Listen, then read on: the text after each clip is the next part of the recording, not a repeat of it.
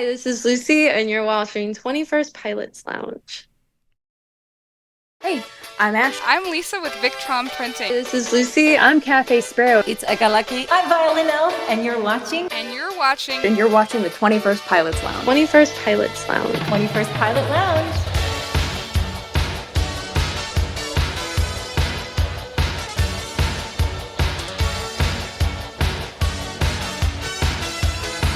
What's up, everybody? Welcome to 21st Pilots Lounge Season 3. You know, I'm excited about today's interview. I'm excited about every interview.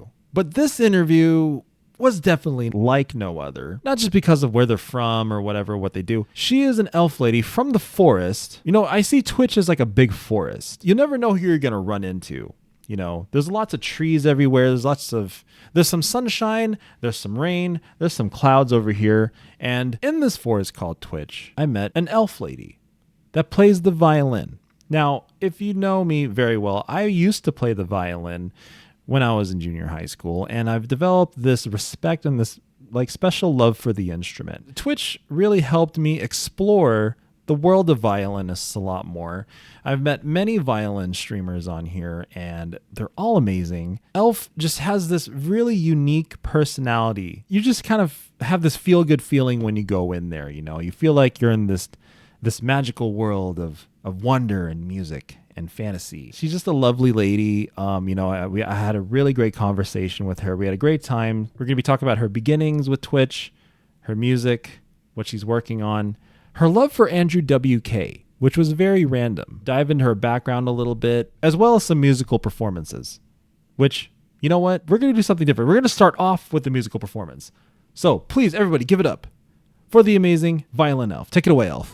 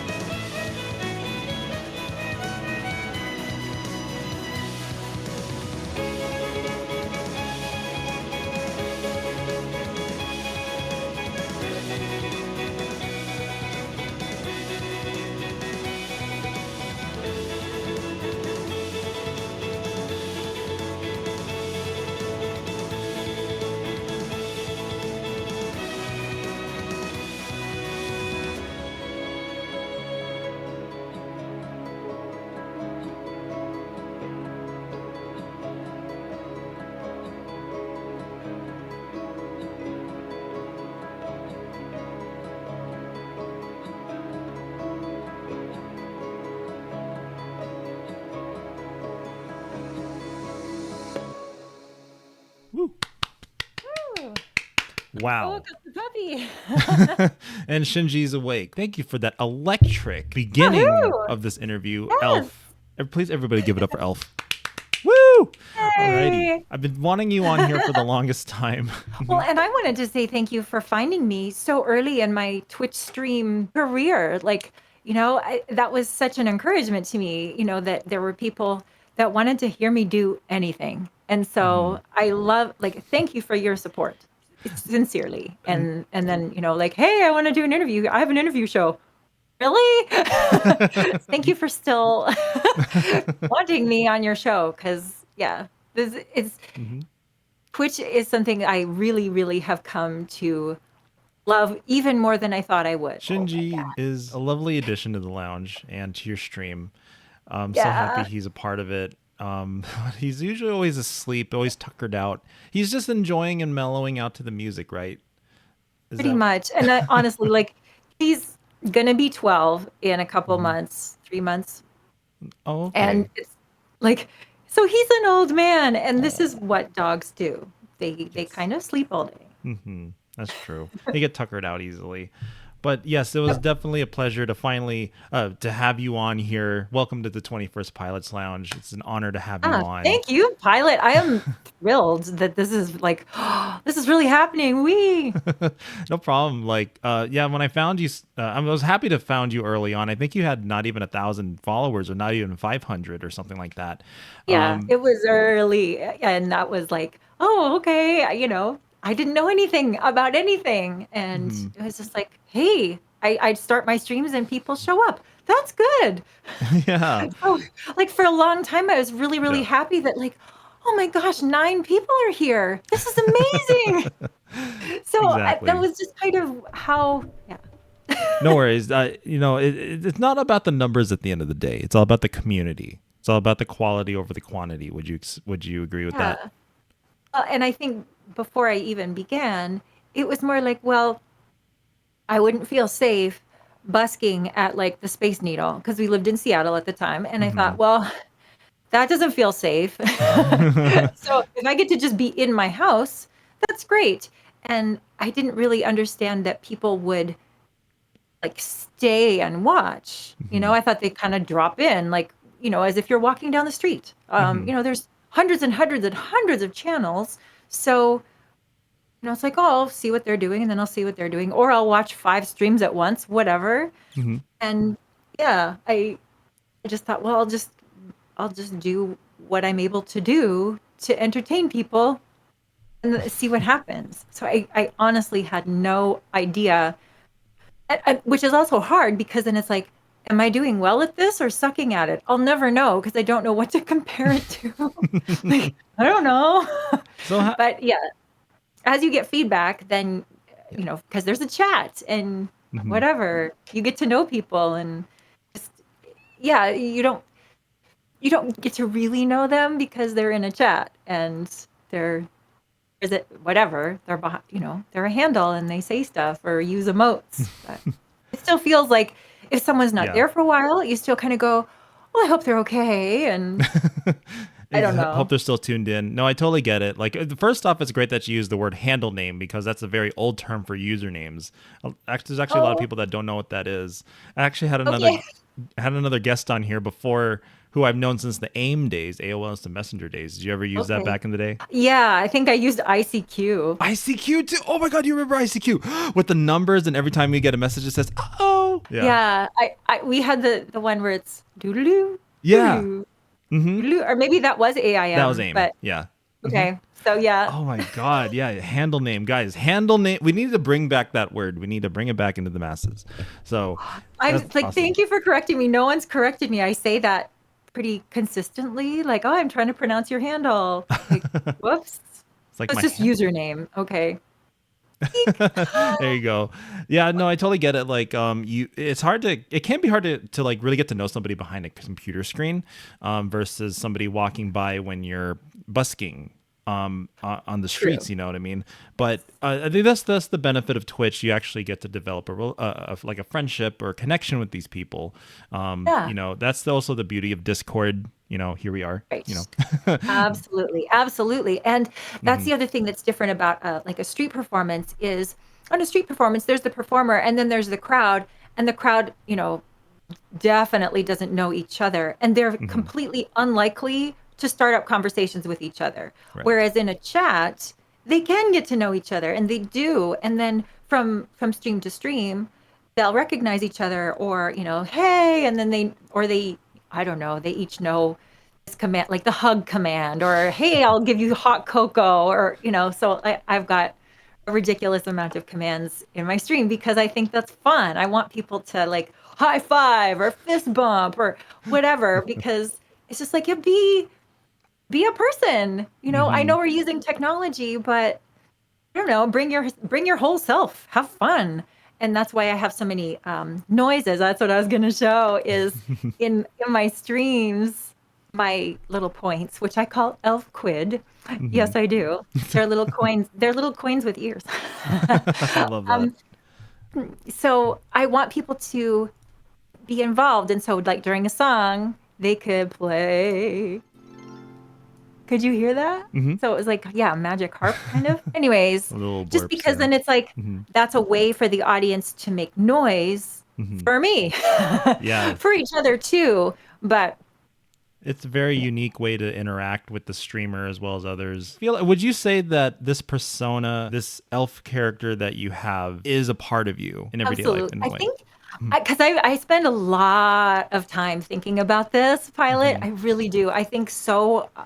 I maybe I should be embarrassed about how many hours I spend. Maybe not so much anymore, but for definitely for the first several months, as I was just trying to figure everything out and feel comfortable and really get a hold of it. And I put a lot of thought into now because I would like to say I'd hear myself say that on stream of just like, oh, I'm just being myself. Well, okay, lady, you're wearing elf ears. Like, what are you doing? Hmm. And it's like, I am being as authentic as I can manage. The elf ears are because it's fun. I really thought because I didn't really understand Twitch before I started was like you kind of you need a gimmick. I don't Yeah. know. I mean, you look around, streamers kind of, whoa, well, he's wearing his jammies and he's got blue hair and like, okay, well, I got to have something that sticks out that's memorable. And I thought, okay, well, violin elf, like it's really on the nose. I play the violin and I'm an elf. Yes. Okay. And like, because I wanted it to be memorable. I didn't want to just like, I don't know, like my name and violin. It's like, well, a lot of people do that. And like, I don't know. I just wanted something to be immediately distinctive. And I found out that that worked because we would either raid somebody or whatever. And they, of course, didn't know who I was. They're like, violin elf. And then they click on it and go, oh, you're really an elf. I'm like, You really yeah. are an elf. So you Oh definitely my go. goodness. You really I'm in do. the forest. Like, Literally, yeah. You hello. go all out. Like you have the backdrop, you have the lighting, you have the persona. It's like you have to get ready every stream. It shows that you put a lot of effort and energy into your stream every day. How do you gather the energy to be able to prepare for all this, like every time you stream? Um, I think a lifelong performing career. I really Hmm. did do a ton of theater, and my even before I decided to like major in it, I didn't realize that I was basically an actor. I really didn't consider myself one, and I thought that was such an insult. Like I'm not an actor, and then it's like, well, how come you're in every show that the theater department does? Oh, Hmm. I don't know. But performing and communicating in that way really does make me feel like I am bringing all of myself to something. And I don't know. I don't know. I hate using the term like fulfilling my potential because that feels so icky to me. But being able to, I don't know, bring all my tools in my toolbox to Hmm. give to somebody. That's what I feel Hmm. like I'm doing. And learning how to perform all through my life, the more you can bring, the better it is. So, Yeah.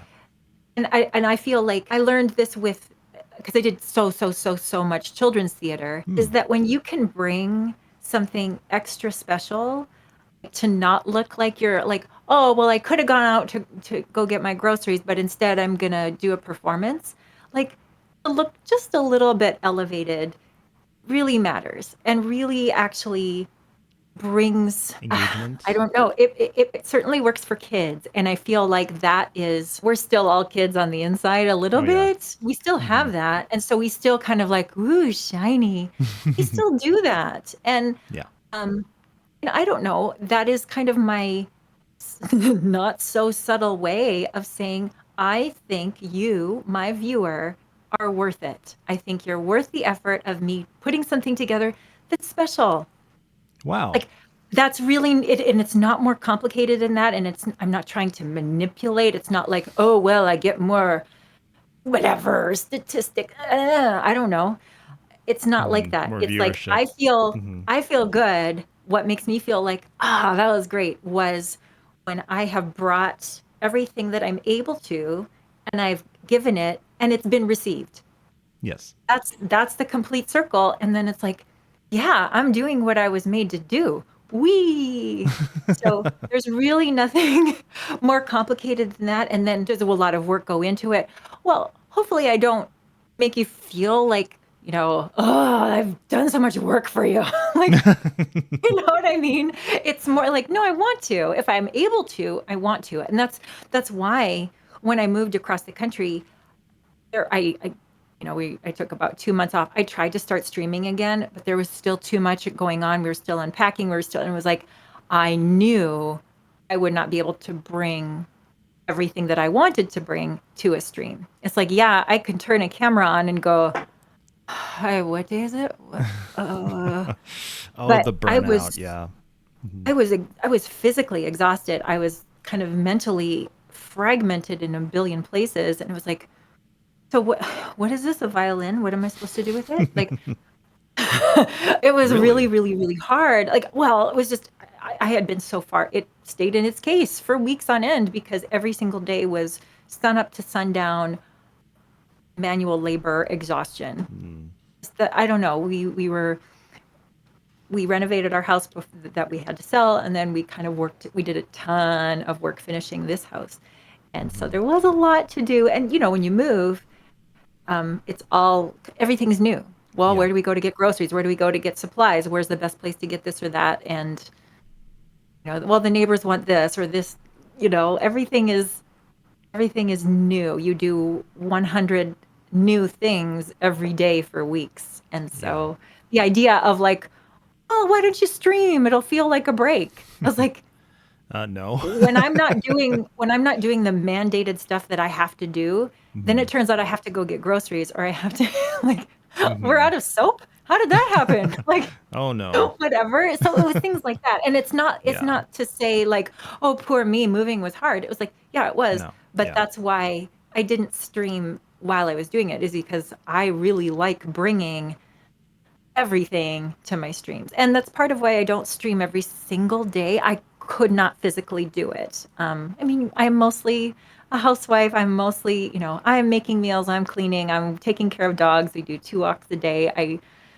Yeah, get all other supplies. I do yard work sometimes, pick weeds all day long, like whatever. So doing 2 concentrated days where, yes, my morning is kind of like prepare, get ready, make sure my hair is clean to be on camera. And then, yeah, warm up the fiddle, warm up my voice, make sure everything's working. Stream, I've been going like 3, 4, 4.5 hours now. And so 2 days a week of that is about as much as I can do so far. Will I add to that? I don't know if that'll ever work for me because I am also trying to have things that I do that aren't online. Like Right. I'm part of a real person choir. A real person choir. Really? That's a I know thing? that sounds so childish and silly to say it that way, but like It's okay. people we're in the same room with each Yeah. other singing it. You're part of a choir. Gotcha. So you said a lot of things that I could totally relate to. Moving is definitely a mental struggle. Like I mentioned in your Discord, like when you move, you have to really focus on packing up all your stuff and moving somewhere brand new. You got to find out where to get groceries. You got to know where everything is. Yeah. And it's not easy. And from what I gathered when you said that you want to give your best self, you want to present your best self. on stream when you're not doing a million things at once, not when you're in the middle of moving and you're an emotional mess. Can totally understand because I went through a burnout period too where streaming wasn't fun. It wasn't fun to go out to get the stuff for like the specialty stream and like, having to start at a certain time, scheduling, it just adds pressure to you, right? Yeah. So, especially if you're in the middle of something. So that's why I had to wait too. That's why I was gone for so long. That's why there was about a year in between season 2 and 3 of the show where just grinding out episodes, like just recording and taping and like editing. And then do I want to keep doing this? I had to question myself. Do I want to keep doing this? And then finally I'm at a place where I can emotionally, mentally be stable, and I got the drive to do it again. And therefore, here we are. I wanted to reach out to you as well. I had to reach out back to you again because season 2 was such a mess. I wasn't sure if it was going to happen. A third season was going to happen. I almost canceled this season because of many different things. So I almost did not reach out to you or anyone else after like 2 or 3 episodes. And but something within me just kept going. I mean, thank you for opening up about that. I am so like, it's been in my mind a little bit because I've had a couple of times where I've been able to really like talk with other streamers to just be like, I don't know, is there a support group? Like, I have so many questions that I feel like, is it okay to ask this? Does anybody else feel this way? What do you do when this happens? Or what do you do when you feel like, I never want to do this again or whatever? And you kind of need coworkers or just colleagues I don't know. connect Yeah. with. And that's the thing. It's like, well, I think that's part of the issue. Just as when I was an actor, they're your coworkers when you're in a show together. And the moment you're not in a show together, they're your competitors. And so, right? Like, I don't know if you've ever been around the theater crowd at all or like actor-y people at all, but there's this like hug, hug, kiss, kiss. Oh my gosh, we're so close. And then you're not in a show and you show up at the same audition and it's like, how are you doing? Oh, great. What do you have going on for you? Like, there's this, and I don't feel that with other streamers. Most of the time when I meet other streamers, they're sort of like, oh my gosh, we're best friends. And I feel like that too. But then there's the issue of like, well, where do you live? Germany. Somewhere? Planet Earth. Oh man. So there isn't a place where you can go, and like, that's kind of in my mind is like, I don't know, maybe other people do that where they have, like a group Discord powwows or I don't know what to call it. I don't really mean group therapy. I don't really mean support group. I don't really mean like, oh, let's bare our souls. I just mean kind of a, hey, is this going on? Like, I am part of, a couple of groups, but there is that sort of like, I don't think anybody's comfortable sharing any degree of vulnerability because it's sort of like, well, hey, now I'm not weak.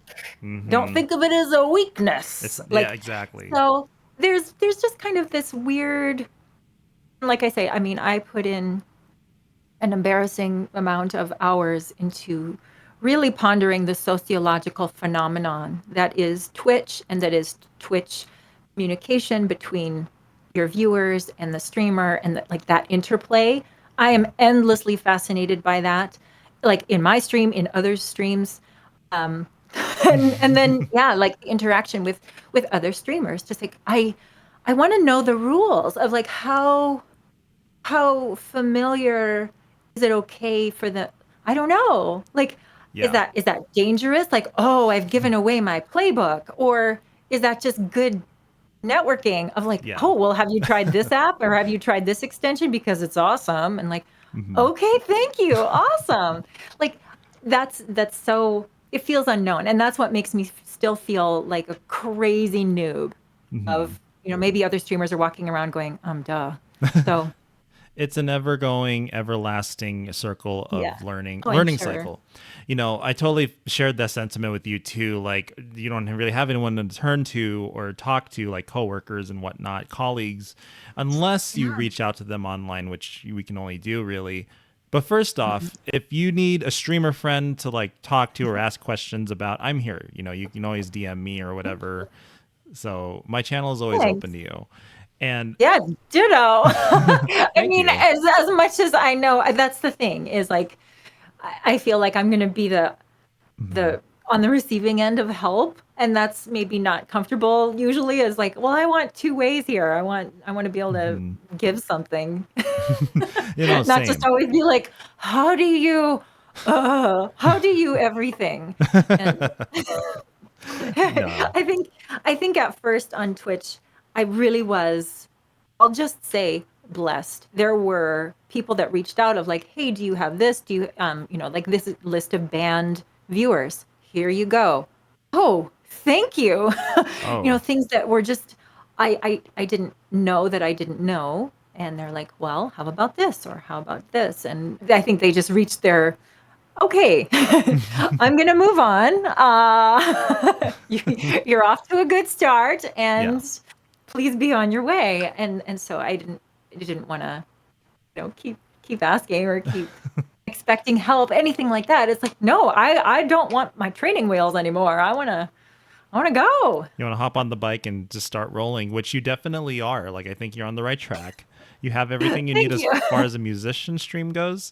I've modded Mhm. for many musicians in the past, and by the time I met with you, met you, I Yeah. thought like you got everything you need. You got your overlay, you got your song list, you got mods, you got commands, Yeah. and you've improved from there definitely. So it's like Well, good. you've got the self. You have nothing to worry about there. But I totally understand the subconsciousness about it. It's like, am I doing this right? Am I? No, I totally get it. It's totally cool. There was a whole learning experience, even with the show. Like, there's so many changes I had to make. It's like, am I doing this right? Like, am I going to be the next Howard Stern? Or anyway, well, Well, not do something shocking, pilot. I don't know. well. But don't they? Don't He does worry. voices. Oh yeah, this I have. It's true. Don't worry, I won't have some comedian in the back doing something over there naughty, or you have a midget come in and wrestle the Playboy bunny or anything like that. Oh, well, Yeah, yeah. none of Just don't get that. any mud on my set, Yeah, please. no worries. We'll keep the forest clean for you. So Thank you. no trolls in the forest, only friendly elves. Right? Correct. Okay. And like, don't bring a box of squirrels. That'll really upset the puppy. We'll Mm-hmm. have chaos. Yes, no little critters there to upset little Shinji there. We don't want to Mm, stress him out. So, right. but I also wanted to kind of touch base real quick with you. You mentioned that you were originally in the theater industry. Yes. So you did children's theater. Like, did you do like Grimm's fairy tales? Like, what kind of Kind of. plays did Yeah. you So do? it was, Hmm. yeah. Let's see. How do I not dox myself? But it was a theater company. They would take fairy tales from their original source Oh. and then add, like, write their own script and music. Hmm. And so it was very proprietary to that theater. And it would kind of tour around. And how I say that is like different places they would perform. They would find a theater, and then like schools would come during the week. And then on the weekends, we would do shows for the public. So then we would be in this like township for a while, and then we'd move to this suburb for a while, and then we'd be in this theater for a while. And so each show, like Snow White or whatever, would be kind of a 3-month run. And Hmm. that was the structure. Was during the week, little schools would bring their field trips to see the show, and then on the weekend it would be open up to the public. And Hmm. that was the structure. I did that for 15 years. Oh I got to wow. play all the princesses, but yeah, it was more like, it wasn't the Disney version. It was our theater's version, and then of course all the songs were from those places. Hmm. And I've thought of that before, of like, well, I still have all that music. Like, there's nothing stopping me from, I mean, it's just music. I would have to play the piano myself and record it and then have something to sing along to, but the it doesn't no one would know those songs, Right. right? So it's more like, what? Or they would see, oh, it's from Snow White, and then they go like, what? What are you doing? Like, well, it's the theater I worked for. Oh, that's not what I wanted to Hmm. hear. Oh, So, gotcha. I don't know. I Sorry. It's okay. No, I remember like as a kid, like taking field trips to like theaters and like, going to the Yeah. Renaissance Fair even to watch the plays and like seeing just being Yes. amazed by all the costumes and all the acting and like, wait, this is the Disney version, this is the original version from the fairy tale, Right. how dark it was and like how Oh gritty it boy. was originally. But yeah, Absolutely. that's awesome that I mean like was that like a dream of yours to like be on stage like of course like starting off performing small, did you want to eventually Yeah. make it to Broadway or like did you have dreams and aspirations of that or You know what? I failed to have dreams. I don't even know. I've tried to figure this out looking back and going, what was I even doing? I don't know.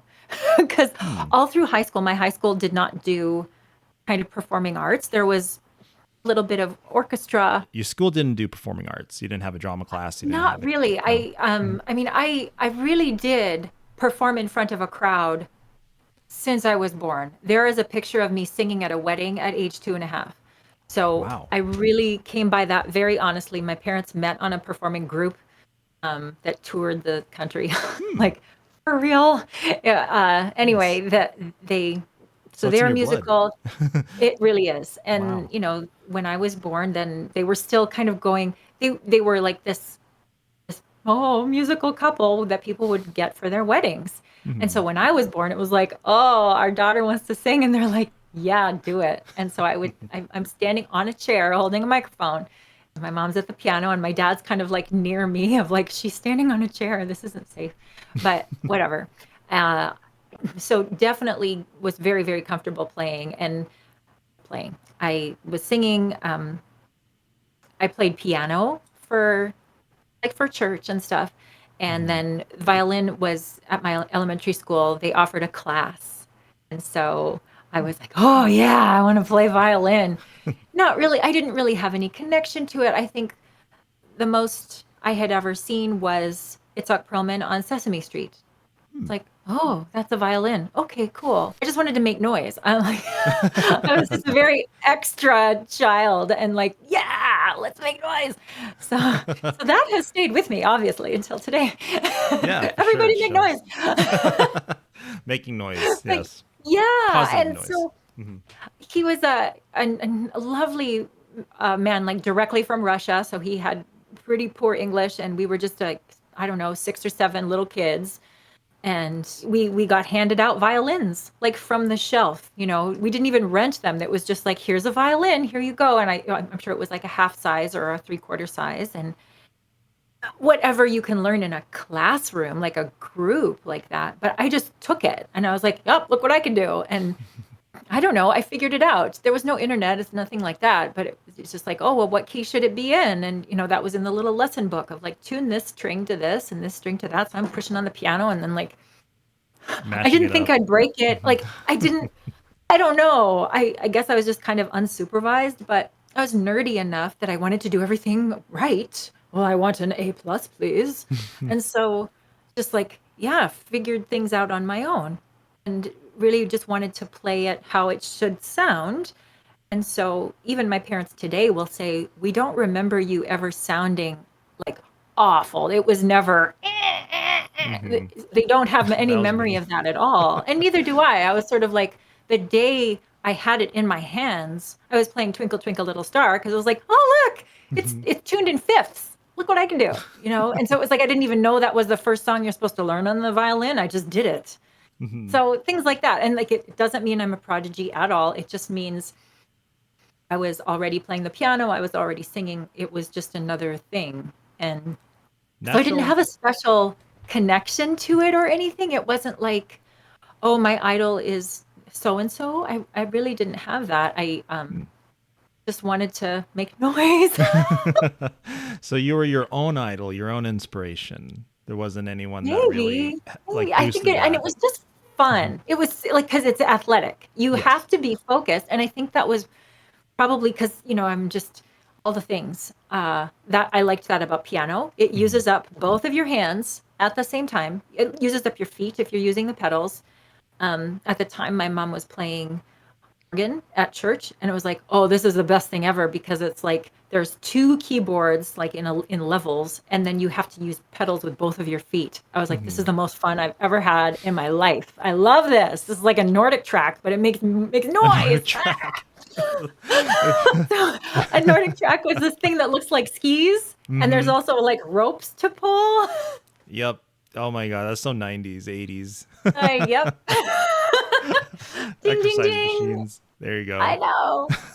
Using up all of your focus. And that's what music was for me. And yeah, and then just saying, because sorry, your original question from 9 hours ago, because I can't stop talking, was like, how did this all start? Well, I don't know. It never started. It just always was. I think in school, I was extremely grades driven. And the elementary school that I went to, there was a little bit of music, like not really. It was on the side. And then high school, extremely academic school. Like there was a choir. I didn't even like it because they did like pop music, and I didn't think they were very good. And so I was like, no, I don't want to be in the choir. It didn't occur to me. And so I know, even though that was like, well, duh, go perform then. And they didn't have like musicals or things like that.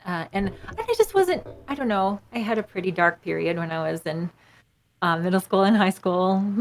We can Really? skip over that part. Gotcha. But So, like, I was not that, I very much I darkened during that period quite a bit. And music was still my comfort, but it was not outward. It was heal me. It was very, I need this for me to to exist at all. And when I started university, I was a pre-med major. That's how far apart from music I became. wow. You do those aptitude tests where it's like, what should you major in university? And I actually personally went to all of my high school teachers to ask them, like, okay, what do you see me being successful doing? Because the aptitude Really? test was like not conclusive. It was sort of like, well, your grades are really high and all the things. Do what you want.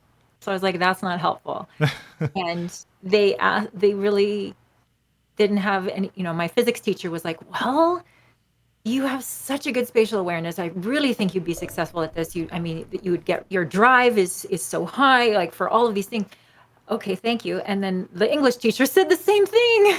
It's like, well, you really have an aptitude for this, and la la la la la la, and like, and I didn't want to, I just didn't want to do any of those things. The thing I could see myself doing or was excited about was science, and so I thought, well, I don't know, I'll major in biology and chemistry and see where it goes from there. And it was, just all my classmates were going to be majoring in sciences too. So it's almost like peer pressure, but I just was like, well, I don't know. I have the same grades as them. If I don't major in the same thing, everyone will think I'm stupid. I don't know.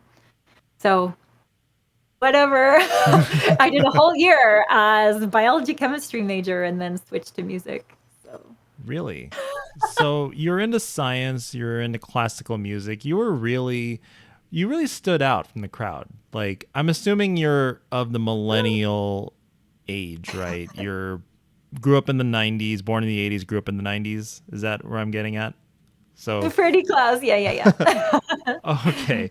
So gotcha. Yeah, because at the time what was really popular was pop punk music. Pop music again was like very techno, like early techno was very popular. So you really And I was not in that world at all. Like truly, once I was into classical music, I stayed into classical music. I was that Really? much of a purist snob nerd.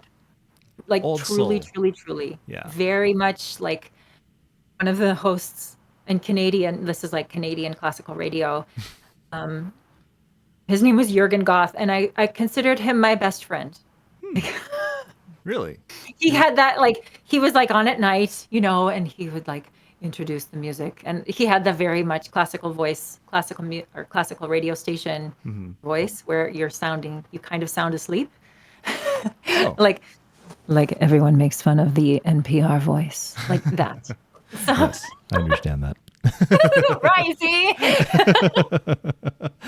So Okay. that was absolutely who I thought that I was. And I was trying to be science doctor lady, so I So, would, I was very into science and I'm very factual and very logical and blah blah blah. So I think I tamped down any kind of don't smile too much. It makes people think you're stupid. And like for real, I very much don't be glittery, don't be sparkly, don't be girly. Don't be girly. That was a very, very big deal as I was growing up, was um, tamping down on that because you're supposed to, like, everything was androgynous. Like, everybody's the same. There's no such thing as men and women and whatever.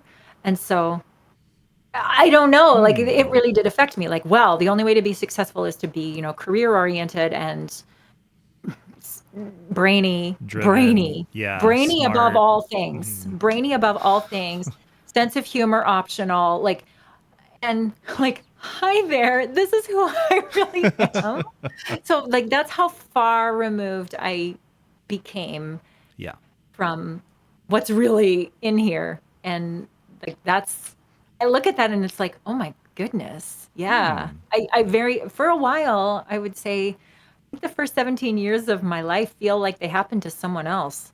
'Cause I kind of I changed my major. I became a musician. I was in Yeah. every single thing the theater department did at my university.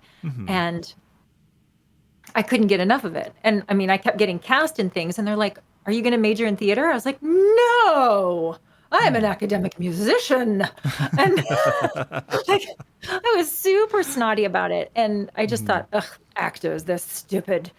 And also because like the musical theater majors that were there, I did not see myself with that. Like they scared me because they were so into their personality. And I was Yeah. like, ah. Intimidated. I like textbooks, okay? Like I was very afraid of them. Yeah. I did not have that in order to match their energy. But I loved being in shows and I could bring it out on stage. I thought that was fine. That was acceptable. Yeah. But just in off stage, I was like, boom, back to robot lady. And so So or whatever. I mean, yeah, just academic grades are the most important thing and grades will define me. So How many cum laudes can I get?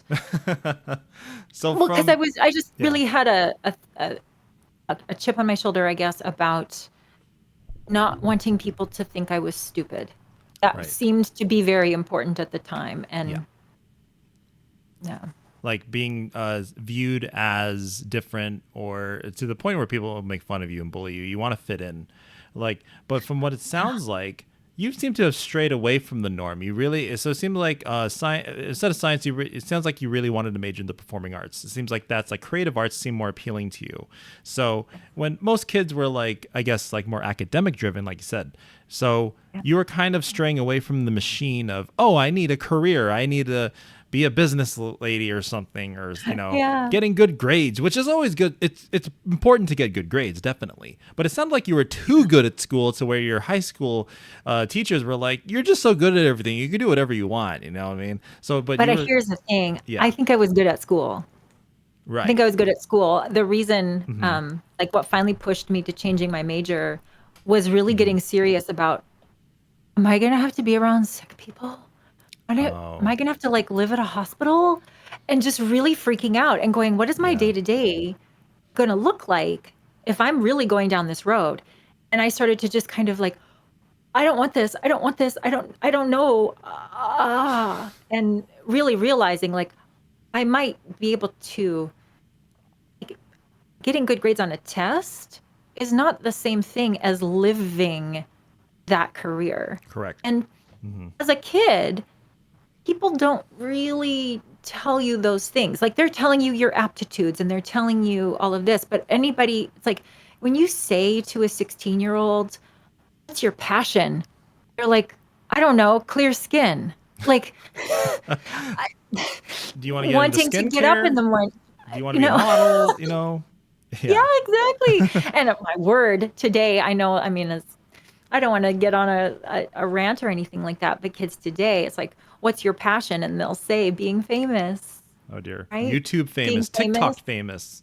Yep. Ugh. Yep. I want to be a YouTuber. I want to be an influencer. I want to be famous. Or a Twitch And streamer. like, that's, but that's so empty. And oh no.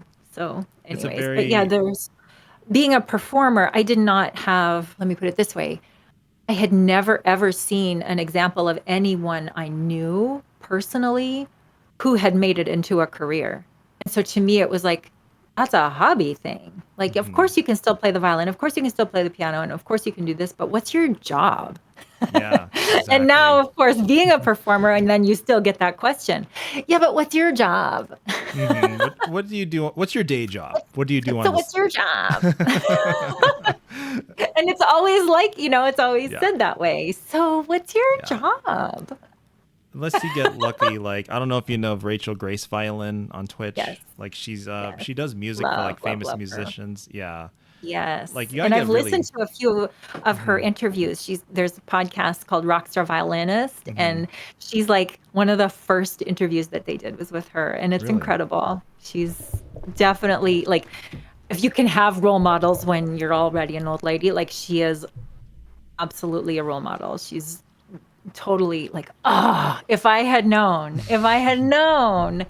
about her, like even 15 years ago, something like that, like that would have been, yes. Oh, thank you for showing me the picture.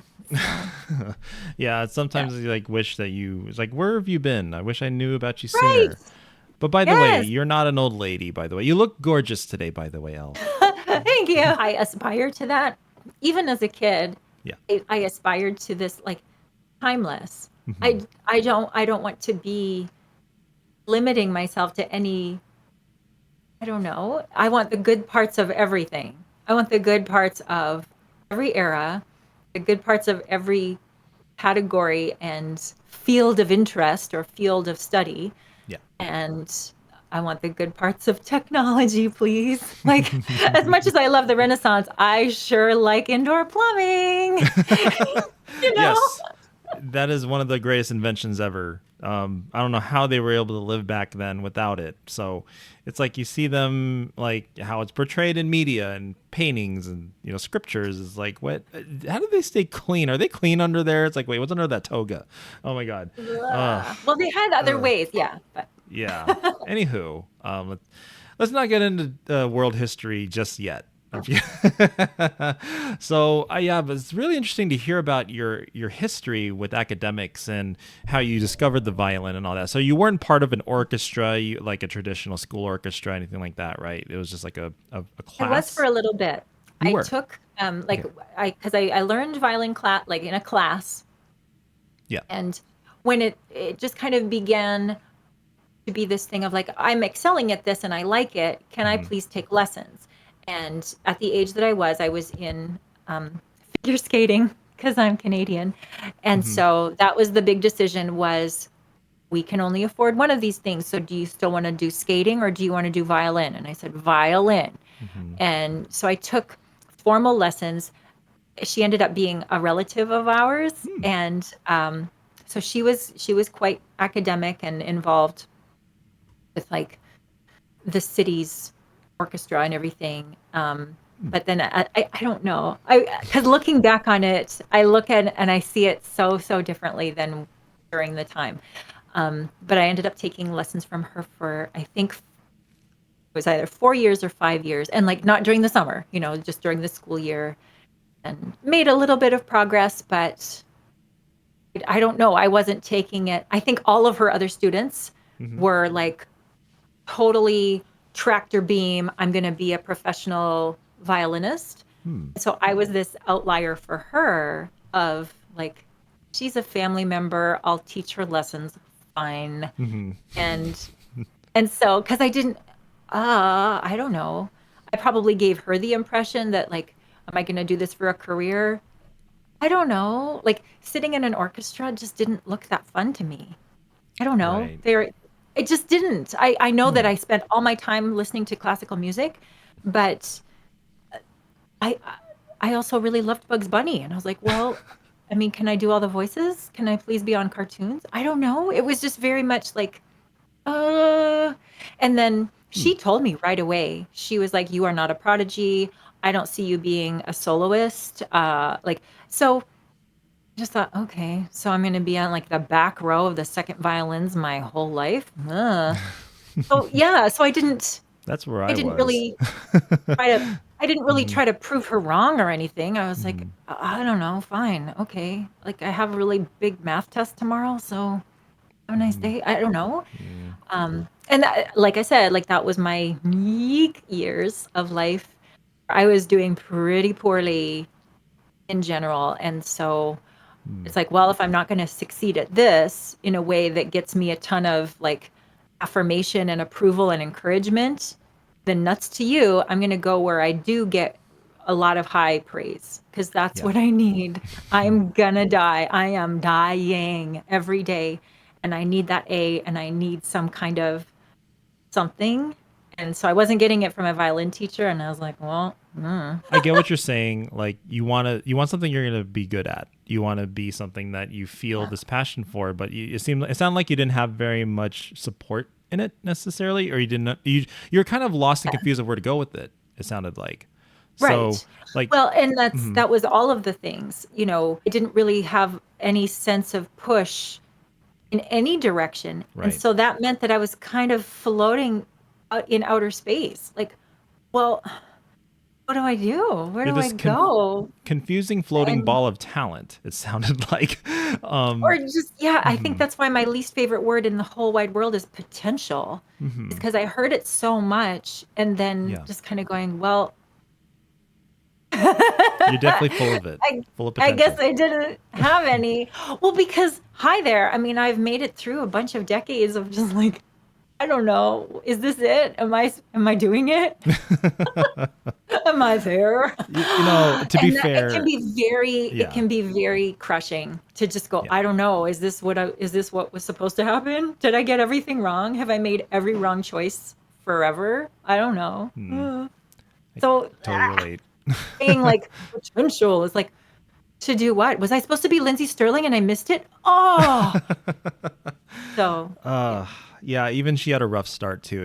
It's funny that you Oh yeah. mentioned her actually because her story was similar. Like her parents couldn't afford lessons and she had to get them for free Mhm. somehow, and she stuck with it. And you said like people weren't really supporting you, and when she went on America's Got Talent, you know that whole story with her. Oh my gosh, And look, absolutely. I've heard it. I've heard her tell it live at 4 different concerts. And like yeah, when she does night vision or something, and it's the one in the graveyard and she puts a graveyard on the stage, hmm, and then one of the gravestones is Pierce Morgan. oh yeah, And she has the dancers kind of circle it hmm. menacingly and yeah. Do you think you could like dance and play the violin like she can? Have you ever tried that? I have tried. I lose technique and I'm like, I don't know where I am. My technique is not strong enough to like throw Hmm. off my center of gravity. And with Celtic Hmm. stuff, I can, kind of do sort of Celtic silly dancing, like, like step touch or whatever. But I can do that, in rhythm and like, do it to the left and then do it to the right or whatever. That I can do, but it's what she's doing with it, like this is the weird, like, whoa. I lose like the bow gets off the strings and I'm like, oh, well, Yeah, you have to because like I mean, doing a deep back bend, your bow feels pretty different, right. and so it's like, Hmm. what? Hang on, what? She's like master center of balance somehow with like the violin and dancing. It's like, It is strapped to her. It's strapped to her body. Like I yeah. saw it because we were in the Hmm. wings almost all one time. We were very much off to the side, and so we saw and that. And now, of course, Oh. like with her Instagram and videos and stuff like that, you can see. But Hmm. yes, and especially when she's hanging in a hoop and Hmm. Oh she's yeah. hanging from her hair, like all this stuff that she has added to be able to do it, but so that it doesn't fly. It's She did incredible. drop her violin during one performance that I saw. Oh dear. Um, yeah, it was Wow. the one where I was dressed as a pirate, and it was with Amy Lee, and it was during Shatter Me. Yeah. Ha ha ha! Hmm. And it kind of just something happened, and it came off. It must have come Hmm. off of its apparatus Yeah. because it's Oh attached to her. dang. Oh. But it fell, like clattered on the Hmm. stage, and it was one of the electrics, so it was she came right back. Like somebody gave her another violin, and she continued the song like without missing a beat. Obviously, 'cause she's magic. We're all like looking like this, like that was awesome, but is the violin okay? And she's like, the violin is okay. No. Oh yeah. She's got 50 backups in the backstage. It's all Because good. the whole audience is, the whole audience is like little girls who are violinists. Yeah. The whole audience is like. I remember you showed the pictures of yourself with her. You're dressed up as a pirate. one time. Yes. Well, because she had written the book Only Pirate at the Party. And so when she had her Yes. concert, I dressed as a pirate. I was like, Lindsay, you will not be the only pirate at the party. So I was the only pirate at the party. Nobody else was dressed as a pirate. I was like, that's so obvious. You gotta dress up for Lindsay. Whatever. Exactly. It's fine. She got a kick out of that for sure. I think so. Awesome. She, I was able to, because the very first time I met her, I was so like overwhelmed and just like, oh, I don't even know if I managed to get words out. I don't know. And then the second time I met her, it was like right after anyways, doesn't matter. Long story. But the time I was dressed as a pirate, I was like, you have inspired me at least as much as Vivaldi. I'm so glad that you play the violin and that you've changed my life. And she was like, okay, thanks, And yeah, and then my husband was right behind me. And so he got his chance to take a photo with her. And he was like, you've really inspired my wife a lot. And she's like, oh, the beautiful lady. So she didn't even say like the weird pirate. So that was like, oh, she called me the beautiful lady. So I kind of carried that with me for quite a while. So.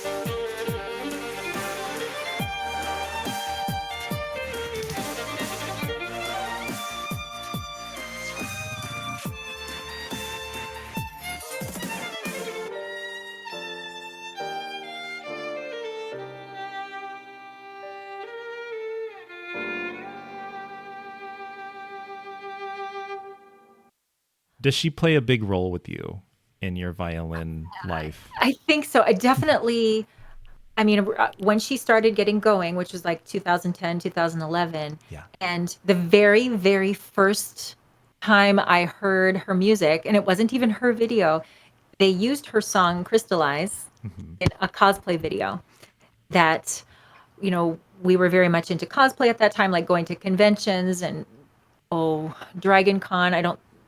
We didn't go to Comic Con until like 2015, but 2010, 11, whatever. It was like the local ones. So the local Comic Cons or the local or other costume conventions.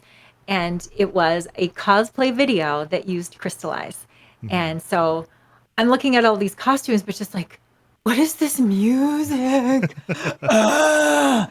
And at that time, violin was the most background thing in my life. Like I hadn't, I would go years without taking it out of the case Really? because whatever, it just didn't. I was usually busy in a show, or I was just didn't have time. I don't know, Hmm. memorizing lines and learning choreography and driving hither and yon to be in shows or do whatever. And so then hearing this piece and going, oh, what would it feel like to be able to play that? So I bought the sheet music, and I couldn't play it at all. Forget it. And just I'd work on it like every now and then, like not very consistently, Hmm. a week at a time. Because if you leave the violin, here's what people who don't play the violin, people who do play the violin know this. You put that thing down, your skills are diminishing by the minute, Yes. and you Can't pick it up improve. again, and you do not pick it up where you left off. You have lowered. And those first few practice sessions hurt because everything's wrong. It sounds awful. Your fingers hurt because your calluses are gone. Like everything's awful. And you've forgotten how to hold it. Like nothing works. And it'll sound torturous for a Yes. while. So, so yeah, that was like my introduction to Lindsay Sterling was buying her sheet music. I don't think I even went to look for her YouTube channel. I know that sounds so stupid, but I didn't really know that that was the thing, and I finally eventually saw it, and oh my Hmm. gosh, the ice castles and everything like that, and she does Hmm. cosplay, and well, this is cool. And so yeah, like I think I just ended up buying a lot of sheet music and practicing Hmm. it and learning it. I don't think I ever put myself in that category. I don't think my intention was to ever play in front of anyone else. I Really? really just wanted it for me. I wanted to have the pleasure of playing her music. Yeah. That's it. And That's awesome. It's almost I you kind of yeah. didn't think I would ever be good enough to show anybody else. I couldn't even play for my husband. I like if he was near me, then I couldn't play at all. If he was in the house, I couldn't Really? practice. I was like, I'm so awful. I can hardly stand it. I can't bear to think that someone else can hear me. Forget it. Really? So, So and you I were mean, that wasn't self-conscious. that long Mhm. ago. But So yeah. you were self-conscious about your talents when you had this desire to be in front of people and present yourself like that and perform. So did it just really escape you at one point? There's some psychology that I'm learning about right now that's really helping me a lot. Hmm. But I did not have it mirrored back to me. And Hmm. so it's like that's something to do with self-image and having it mirrored back to you so that you go, here's what I think I am. Do you see that too? And having some other person go, yeah, Mm. that is like that's something that helps you exist. You Yeah. kind of can draw your own sense of your own identity and your own sense of like security from mirroring. And I did not have that ever in a bunch of categories. In some categories, yes. Um, in some categories, yes. Like obviously, if I'm sort of like I'm so hilarious, I can make somebody laugh, or I can say something witty, or I can do whatever. And especially as an actor, Hmm. you get that feedback. It's like, well, I didn't know if I would be good at this, but I keep getting cast. So Hmm. I either we're both imagining everything, or I'm actually good at this. Right. And with with music, I wasn't really sure where that would fit. I mean, I was in a lot of musicals, Hmm. but that was so far removed from my academic career Hmm. that it was like, is this good singing? Is this not good singing? I don't know. I'm singing as the character, Hmm. So because like I Yeah. legitimately I had a role at a really big theater in Seattle area, Hmm. and it was a musical, but my character was Cockney, and so I was singing full Cockney. And so to me, it was a giant failure because that wasn't my real voice. Like I wasn't Hmm. showing what I could really do because I had to sound so ridiculous to sing in the character. And I was like, no, this isn't real singing. So even that, Gotcha. I couldn't let myself feel successful about that. Or I felt like, well, every audience member that sees me isn't going to think of me as a good singer. Gotcha, because it's They're not going to sing you. it. They're going to think Yeah. of me as like, oh, there's a ridiculous girl. Yeah.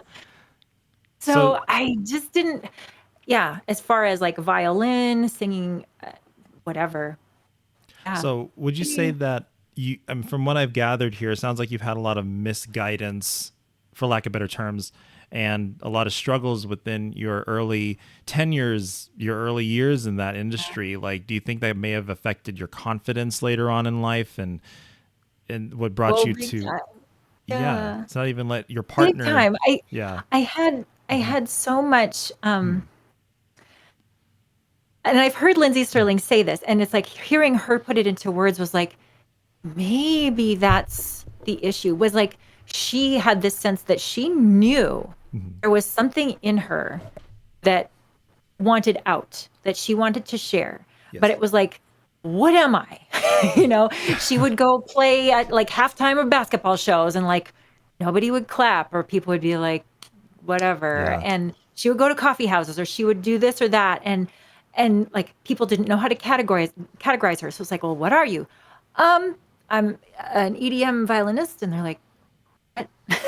So I and for me, I had so many hangups about declaring I am an actor or I am this that like I just had so many like, oh, it's not okay to be this or it's not okay to be that or it's not. And so I didn't want to define myself by mm, anything because I didn't think any of those things were noble or worthy or that I could be proud of myself to declare something like that. Like I had all these hierarchies of, I mean, coming from I get good grades. That was the last time I felt good about myself.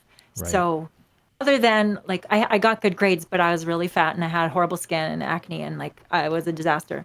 So other than that, really, I had good grades, so I could be proud of that. That's real. That's something everybody agrees on. hmm, And then just coming from where what am I? And where do I go with this? And hmm yeah, I do think that that is a great big thing. I have described it at some points that I was a little pinball, a machine going, oh, hmm I don't know. I'll just go wherever I'm smacked around and I'll go through whatever, um, in a pinball machine, like it goes through the little flap, like the yeah, little flap opens and it's like, whoop. And it was like, well, I guess this is my path because the little flap opened. hmm Like I got smacked in the right direction and I went through that door. I guess this is, so it felt very unplanned and very unfocused. And so to say, like, what was hmm your dream? Like, I don't know, to be okay, to not think of myself as garbage. I don't know. hmm. Like, I know that's so, like, I'm being so open, I Barbara don't- Walters. No, it's okay. This is your time to open up and say whatever you want. I mean, I'm here. I mean, it's good that you mentioned that when you're pursuing a career, you don't think about where you're going to end up down the line with it, what your life is going to look like. Like most med students don't think about being in a hospital, being around dying people. I thought about being like going into the medical field myself, being Filipino, like majority of my family are nurses and stuff. So they Yeah. wanted me to Okay.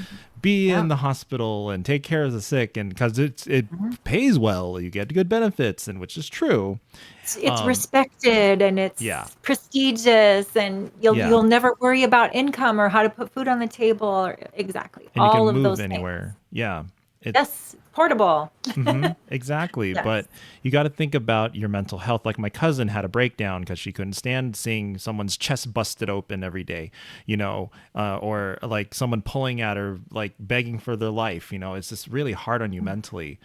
And so I took culinary arts when I was in high school, and I went to a vocational high school that prepared us for Yeah. Oh, college. yeah. Nice. So after finally completing that and struggling with it in school, actually being in the industry, like working in restaurants, in the back of the house, the front of the house, Oh, like gee. it was not what I thought it was going to be. Like I've realized that I love to kind of like what you said, you rather play music for yourself.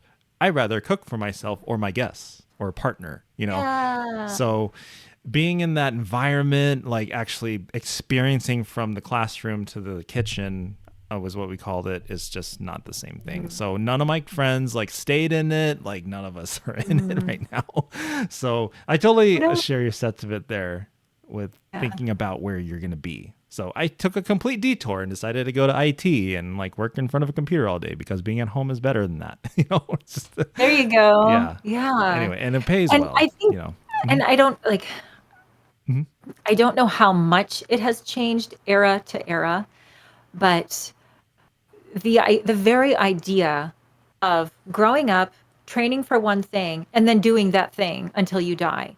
Yeah. I don't know when that started to kind of just break down, Mhm. but I think it should become important at some point to let kids know, like, just go in any direction and you'll eventually you'll find a lot of things. You might have more than one career, and that's okay. You don't have to Yeah. decide today what you're going to do forever because you don't know who you are, and neither does anyone else. And that's okay. Like you can figure it out, whatever. I just don't know when that started to break down and when like it was okay to think, oh, but what if I have to change careers? It's like, because everybody does.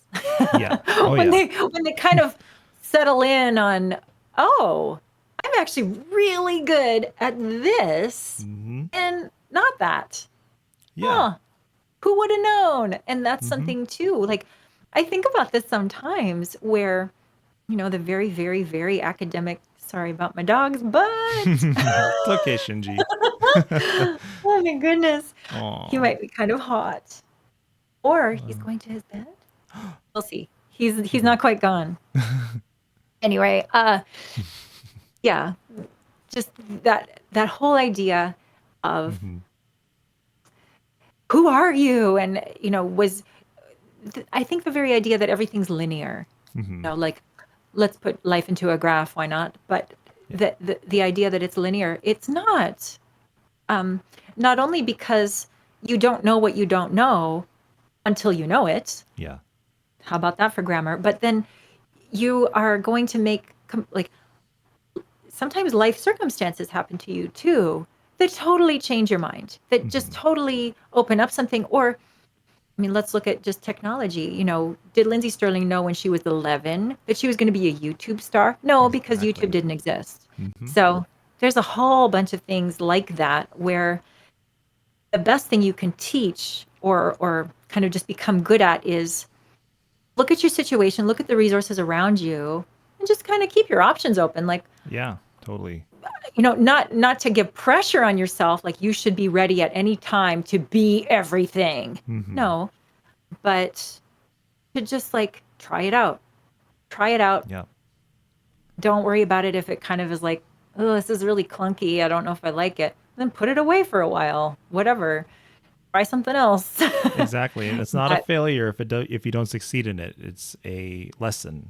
You can yeah. say, you can go on and say that you dipped your toes into there and gave it a shot, didn't work out, wasn't for me. You can revisit it later on in life. At least you can say I tried that and I gave it a Yes. shot. That's the best thing there. So Exactly, because biggest you will lesson. you will Yeah. learn Hmm. something. You will learn something, whether it's like, I learned that I absolutely hate working in a restaurant. Yes. Yay me! Because I mean, Gosh. I could watch 5 minutes of one of those, like, what is it? The one with the Hell's Kitchen. screaming British guy? Yeah. Yeah. That of Gordon like, Ramsay. oh, I would not last I would not last 30 seconds in an environment like that. No Yeah. way. And then the idea that you're preparing food, there's something really wrong about so much stress Yeah. and producing something that's supposed to nourish someone, Mm-hmm. like nourish them. And I mean like emotionally, physically, spiritually, because meals, like they're with people, I don't know. I Yeah. understand the entire restaurant experience from those categories. And Mm-hmm. so if the kitchen is like this hellhole of people who hate each other, Yeah. really? That's pretty much. Like, Uh, ah, I mean, yeah. I mean, you tend to join form a camaraderie with your fellow chefs, but like, it's just it does get stressful. It does get frustrating. Like when you gotta get yeah, 50 orders out in like 2 minutes. Like everything is all right. made to order. It's hot in there. Everybody's yelling at you. It's just a lot of high pressure that I don't Yes, deal well with when it's an art that I want to take my time on. You know what I mean? So, right. Or uh, yeah, at least have some of the enjoyment that you're giving your guests. exactly. It's Yeah. like I'm great with providing my guests this comforting thing and Mm-hmm. this joyful thing, but Yes. I want some of that back. Mm-hmm. I don't want to just drain myself totally for like, I'm glad you enjoyed your meal. I'm exhausted. I'm nearly dead. Like, Right. Some people get a rush from that. Some people like just it's draining. Like for me, I didn't feel fulfilling anymore. So being in the industry itself, no matter what it is, there's people that change things all the time. Michael Jordan changed sports. Like he was offered right. $20 million to play for the Bulls one more year, but he wanted to play baseball, play golf. It doesn't matter the Yeah. money. It doesn't matter. It's what you want to do. So Right. Well, because that's mhm, something, otherwise you're mhm. trapped. You're a slave. Yeah, You're like not in control. You don't have your own agency. right. And that's a terrible feeling Hmm. to maybe draw a little bit full circle with Twitch. Like we have the great blessing, provision, etc. Of I Hmm. don't have to make a living from Right, this. It would be great. It would be nice. It would be helpful, but it doesn't get to that point of grind where right, there's a whip over my head and I have to do it. And, no matter how you're feeling or no matter what you think or no matter what's going on, you better put on a good show and you better do this and you better get the numbers and you better draw people in and you better be networking and doing your social media. And like, I actually don't have that. So I know that Twitch rewards that. Like, you should stream more hours and like, it's set up that way. It's set up yeah. to And kind of hurt you. the bigger you get, the more obligations, quote unquote, you are given. Like some streamers have contracts with Twitch to where you have to stream X amount of days, X amount of hours, and you got to constantly provide that source of entertainment for people. You got to keep people engaged, so you're constantly there. It sounds like you Yeah. want to be more free with it, like me. Like I don't want to be tied to no contracts or like have to like do this and that. I want to do it when I want to do it. So Well, to me, it's yeah, all about I want to come with something to give, right. not with a Hmm. bunch of need. I want to come ready with something nice to give, not with a whole bunch of like, oh, you better tune in because I need you. Hmm. And then like put all that pressure onto the viewers. Like, Right. because I feel like they can feel that, and Hmm. um I love coming with, you guys have got 3 new songs. Yeah. Like that's exciting because I'm excited. It Yeah. doesn't matter to me whether everyone else is kind of going, oh, she's excited. Like it doesn't bother, or I shouldn't say, it doesn't bother me if I'm the only one in the room who's like, you guys, I got a new sound sample. It's Keanu Reeves. Like I'm excited and that's enough.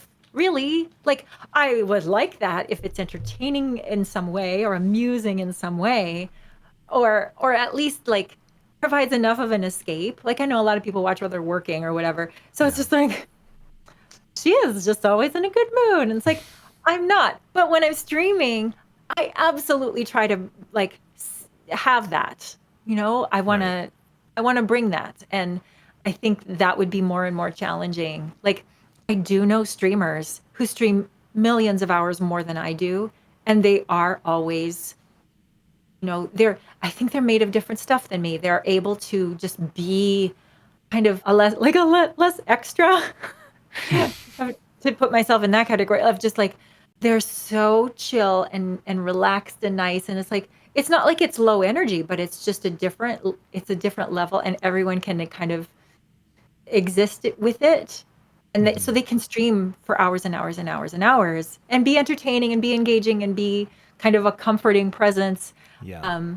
But it doesn't drain their soul. Like Yeah.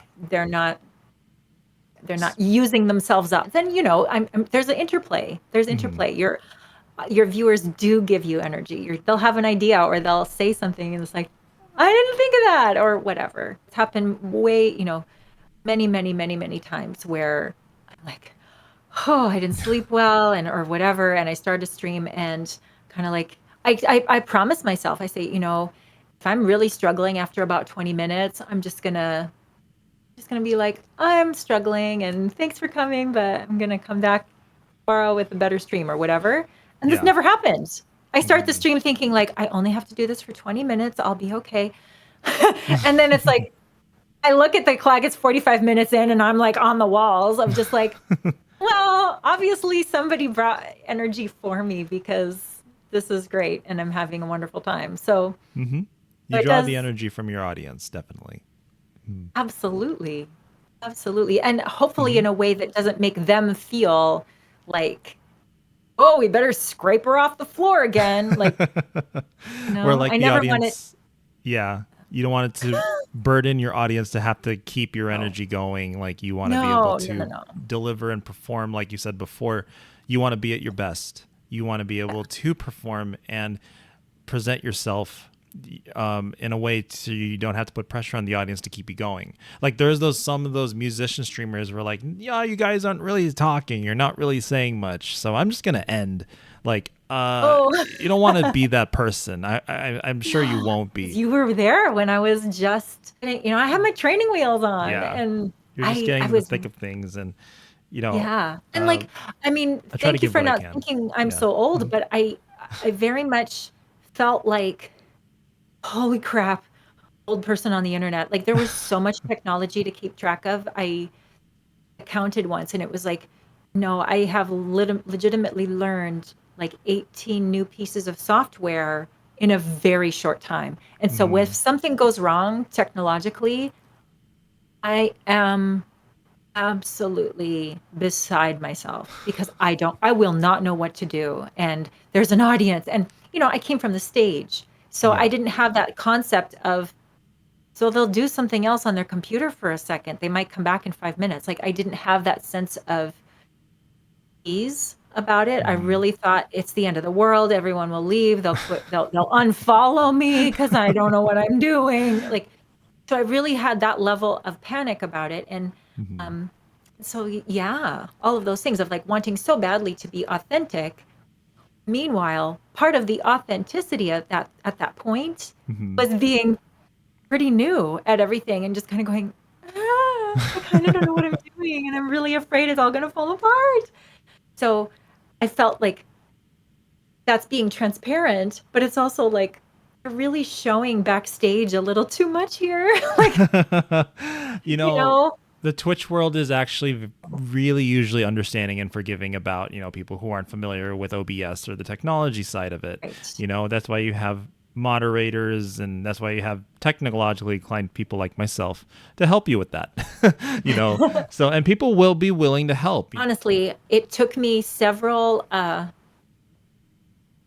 like I had to see that mechanism work over and over and over to believe it, where the stream got borked by something, Twitch ended it, or something went really haywire, or I don't know, I made a, really bad mistake on something, or I couldn't tell where a noise was coming from, or something like that, where people didn't leave, or the stream ended, and then they're all in the Discord going, well, do you want to try this? Do you want to try this? We're still here. Do you want to try this? Just start it up again, So that happened enough times where I finally believed it and just finally went, okay. Like now it's illogical to freak out because it always turns out that it's okay. Yeah. And people are not, I don't know, nobody's giving me a grade, it turns out. Like this whole like I'm gonna fail at Twitch is like I don't get an F in my email that day of like, ooh, here's your grade for today. Like that doesn't happen. And I really maybe I've just been supernaturally protected, but I don't get horrible, mean, personal comments. I really don't. Or I haven't Right. yet. I don't know. Like Mhm. I'm not big enough or I'm not, what's the point? But Well, I mean, there's really not there that hasn't happened. And so kind of yeah, that knocking on wood. fear, Hmm. like, well, yeah, that fear of Yeah. everything I do is of the utmost immediate importance. It's like not really, not Hmm. really. It's somewhere between like they've paid for a ticket and they've come to see a professional show on a stage. Please get it together. Yeah. You know, but it's not quite that, and it's not quite the street corner either. And Hmm. it's more like a Renaissance fair where there's a whole bunch of stages and there's shows going on and people can like get their Slurpee and come come watch your show while they cool down. Yeah. There you And they're go. like, I'm done. Oh yeah, we were gonna meet so and so, so they leave halfway through the show because whatever. And like it's that. It's you have to not take it personally and not Yeah. think of it as this is the most important part of someone's day and I can't let them down. And like Hmm. not quite. Not quite. Yeah. They want your presence. They're happy to see you, but it's like, oh well. Exactly. Uh, Twitch is a big festival of performers. Definitely. There's yes, always something going on. People are going to come and go, you know. right. But the people that are true to you will stick around. And the people that Yeah. will be your true supporters will stick around no matter what. So Yeah. I totally get what you're saying, like the psychology behind being on a stage versus on here. It's a really Right. interesting concept because we've had a few professional musicians come onto the show and kind of compare, playing at like an open mic versus coming onto here, Oh, yeah, yeah, yeah. Yeah. Hmm. So, Well, and I've yeah. I've watched when streamers do that where they have their stream, then they're live, and I think for me, if I just suddenly went to a live gig, I would really be expecting people to like interact with me. And it's like, no, they're getting their drinks and they're sitting at their table and they're conversing with their friends. And I'd be like, excuse me, I'm here I'm the playing music star. for you. I don't know. I feel like my inner 5-year-old would come out of just like, I'm doing things over here. So Like, I don't like get your know. arms That crossed like a kid. I'm gonna hold my breath until somebody pays attention to me. No, and that was not who I was as a 5-year-old at all. But yeah, there that is a totally different dynamic again. Hmm. And so if somebody has come to Twitch from doing live performances in a bar or whatever, then that's going to feel super different for them too, because they're Yeah. used to not interacting that much. Hmm. It's like, yes, if you notice that the song has ended and you manage to applaud, great. But other than that, they're not really expecting a whole bunch. Yes, me coming from children's theater, there was so much crowd participation that I loved that. Like Yeah. I came to really, really enjoy that. I mean, there was always times where we were addressing the audience directly. Okay, like, here are the actions for this song and sing along with us. Or we would get kids on the stage with us. And, Hmm. like when I was a big bad wolf, I brought 3 little kids on the stage and I danced around them of just like, I'm going to make you into a salad and like, whatever. That was my song. So, and I didn't actually, and it wasn't actually scary. I was very cute Yeah. for the wolf. It was a girl and she had, so no one was actually afraid of me. That was very important. No kids cried.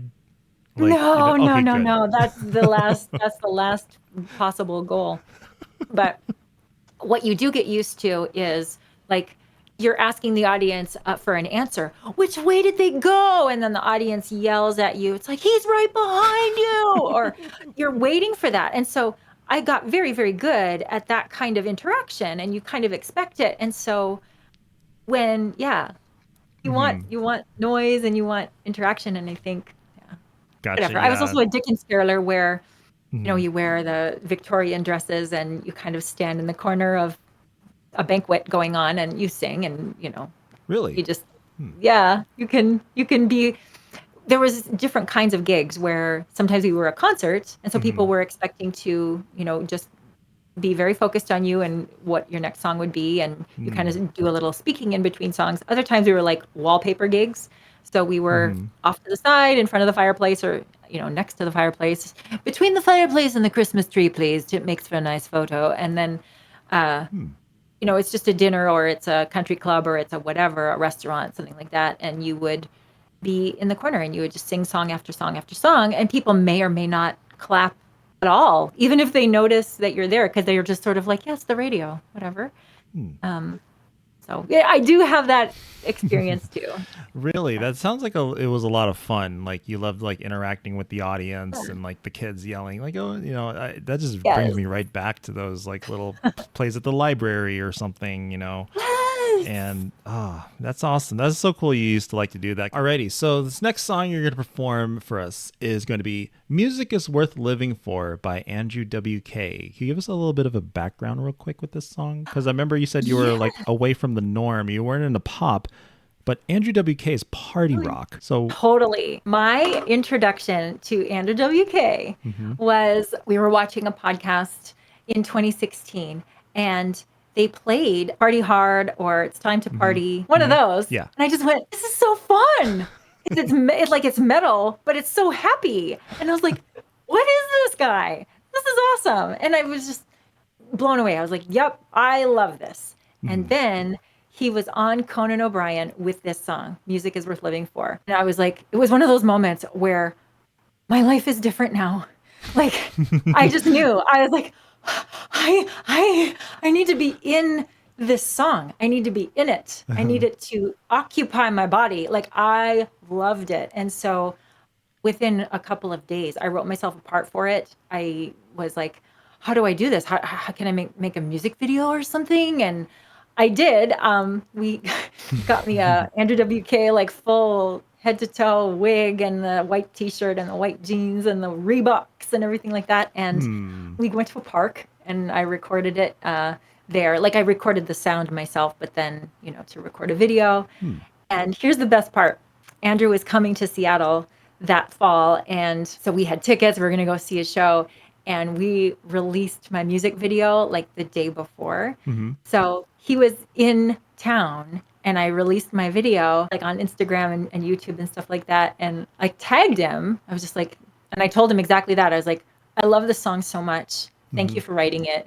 I want to be in it. So I wrote myself a part. I hope that's okay. And he liked it. He commented on it. He was like, this is the most, like, he was like, violin is partying and everything like that. And it was just like, I can die now. This is the best thing that's ever happened to me. So, you yeah. were really captivated by this song to where you had to be a part of it. That is amazing. That's an awesome story. I had to. And so this is my violin part that did not exist. Andrew didn't write it. I did. And I have his approval. So I don't feel like, hey, Andrew, I barfed on your song. I hope that's okay. Please give it up for the lovely Violin Elf. Take it away, Elf.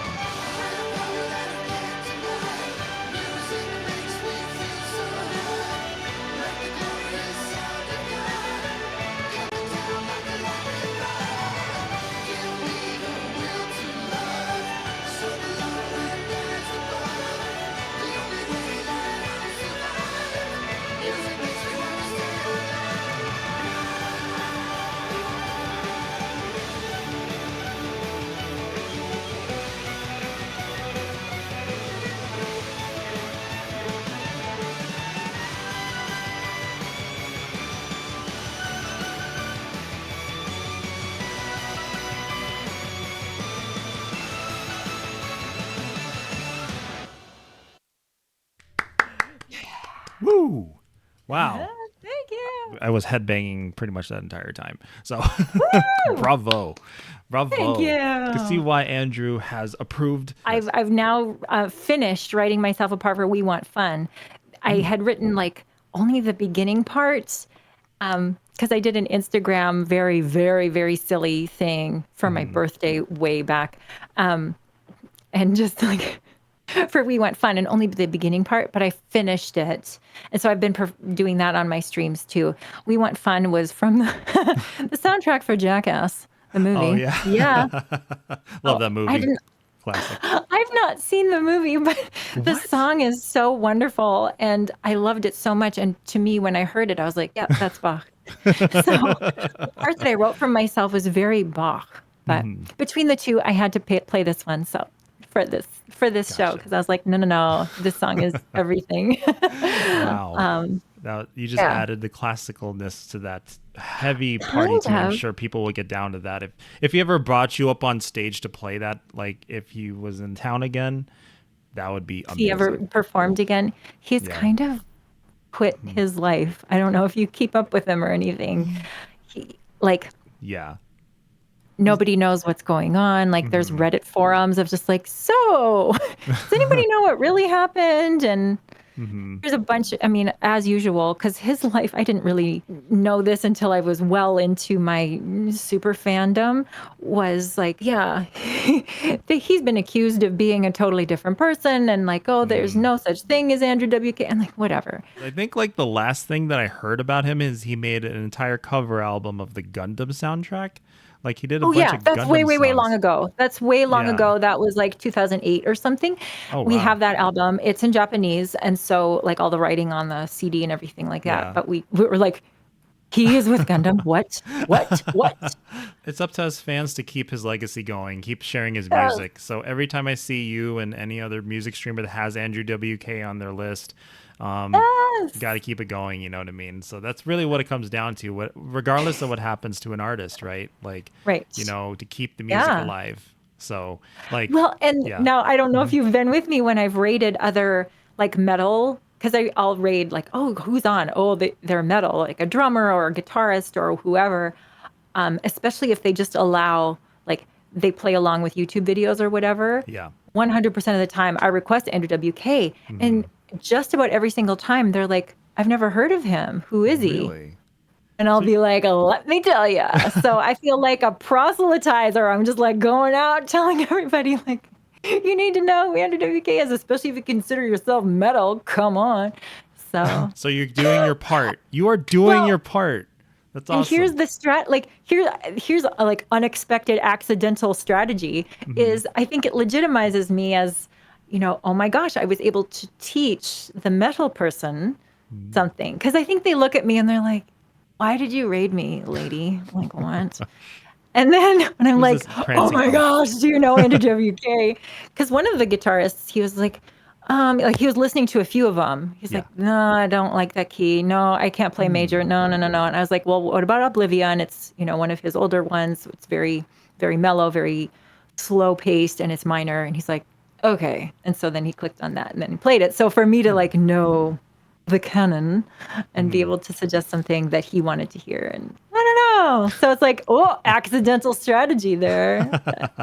That's awesome though. You're teaching them you're showing the metal person this artist that's technically Yeah. kind of forgotten, hate for lack of better terms, that Well, it's is good out there. music is good music. And I feel like Exactly. we Yeah. don't, I've learned my lesson. I started off so snobby and man, I mean, I missed out. Okay. Like I missed out on good music for years because I was just like, no, it's beneath me. Hmm Well, there's so much wonderful music. And shortly, yeah, it wasn't that long ago, I had this realization where people make suggestions on my Discord to like, you should learn this, or you should learn this, or you should learn this. And just one day it just hit me of like, there's probably so much music out there that's totally wonderful that I will Yes, never know about. there Like is. that's just real. That's just Hmm real of just and like I could cry right now. That's so awful to me that there's wonderful music out there that I'll never know about. I'm like, Never get discouraged. No. So you don't have to worry So, about that anymore now that you have Discord and right. us. you know? Well, and like Yeah. I know, because you never know. You hmm can kind of hear from the whole wide world at any time. Exactly. So That's why I've requested Sparkling Harmony from Gundam Wing. So yes. that's just such, even though it's part of an anime, it's like a little tune. It's a little blip in the anime world back in the day, but it's such a Sure. beautifully written piece.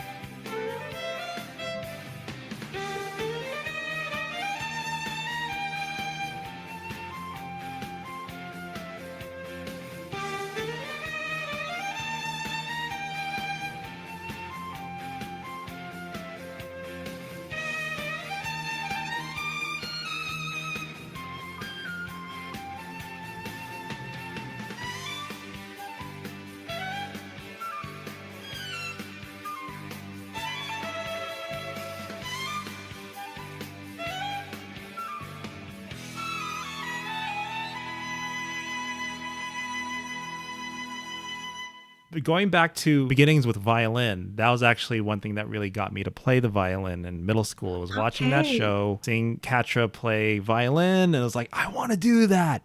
And Oh, so, and yeah, I just want to stack on top of that. yeah, I think what anime kept up that started kind of with the Bugs Bunny era of hmm using classical music in yes, cartoons so that yes, children would hear good music. hmm Anime has amazing, like properly perform, like those are real composers with real orchestras showing like a child's ears.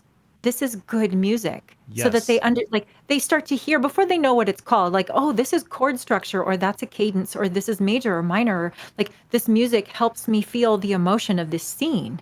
And not in a stupid way, but it's like it really goes somewhere. It really has a wonderful crescendo or um it it it's so it's wonderful music, and I feel like anime really took that and carried it through to hmm today. It's yes.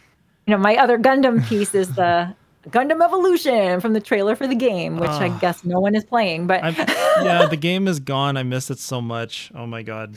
You're like great oh, music, but like you said, like anime, Japanese love classical music. Even to this very day, yes, you'll still hear yeah, violins. And we had another guest on the show that loved this one anime show, and it had music from Tchaikovsky. Okay, Tchaikovsky. Yes, that's who it it is was. Tchaikovsky. Okay, Tchaikovsky. Yeah. So there's okay, this show where that features mostly Tchaikovsky music. And it's like, and it's a pretty okay. recent show. So it's like Japanese Oh, love European influenced yes, classical songs. So like in Gundam Wing, Gundam's all you watch yes. Gundam, right? So I a bit. I mean, really, not as a devotee, but okay. So it's all like I've seen it. giant I've seen it. robots. Yeah. Yes, It's mobile it suits. I mean, they are all yeah. over my house, so I know this. I Oh. know what it is for sure. All the models. Oh my gosh. But yeah, I've You only seen like parts of different shows. And then of oh, course I okay. wanted to know the context of this or that piece. Yeah. So, just like, well, what's happening? What's the story? What is this hmm sad? Is it are we in peril or what's going on? hmm So, yeah, knowing So that and yeah. That's a good analyzation right there musically. Great. And Shinji's back. Yay. I know. For a Oh. second, I'm gonna wait and I'm gonna like ignore him for maybe he'll settle down. Okay, no problem.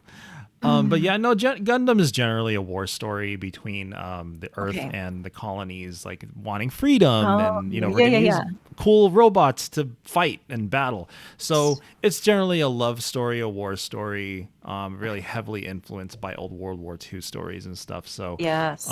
because Yeah. Japan was a big part of World War II, so like a lot of Well, their, yeah. yeah, as we know.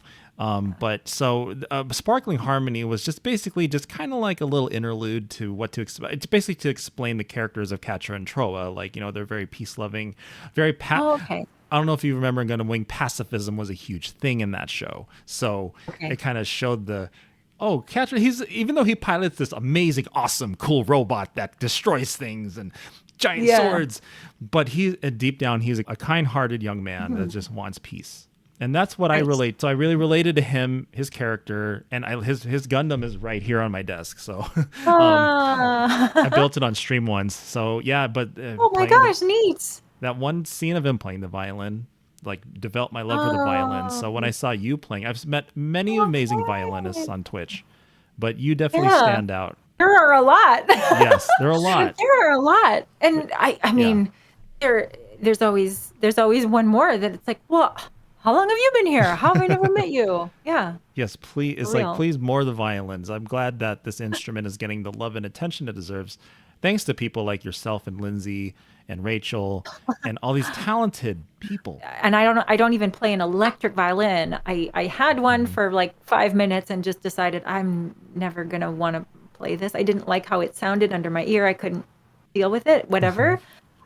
Just I wanted the real acoustic thing. Anyways, Yeah.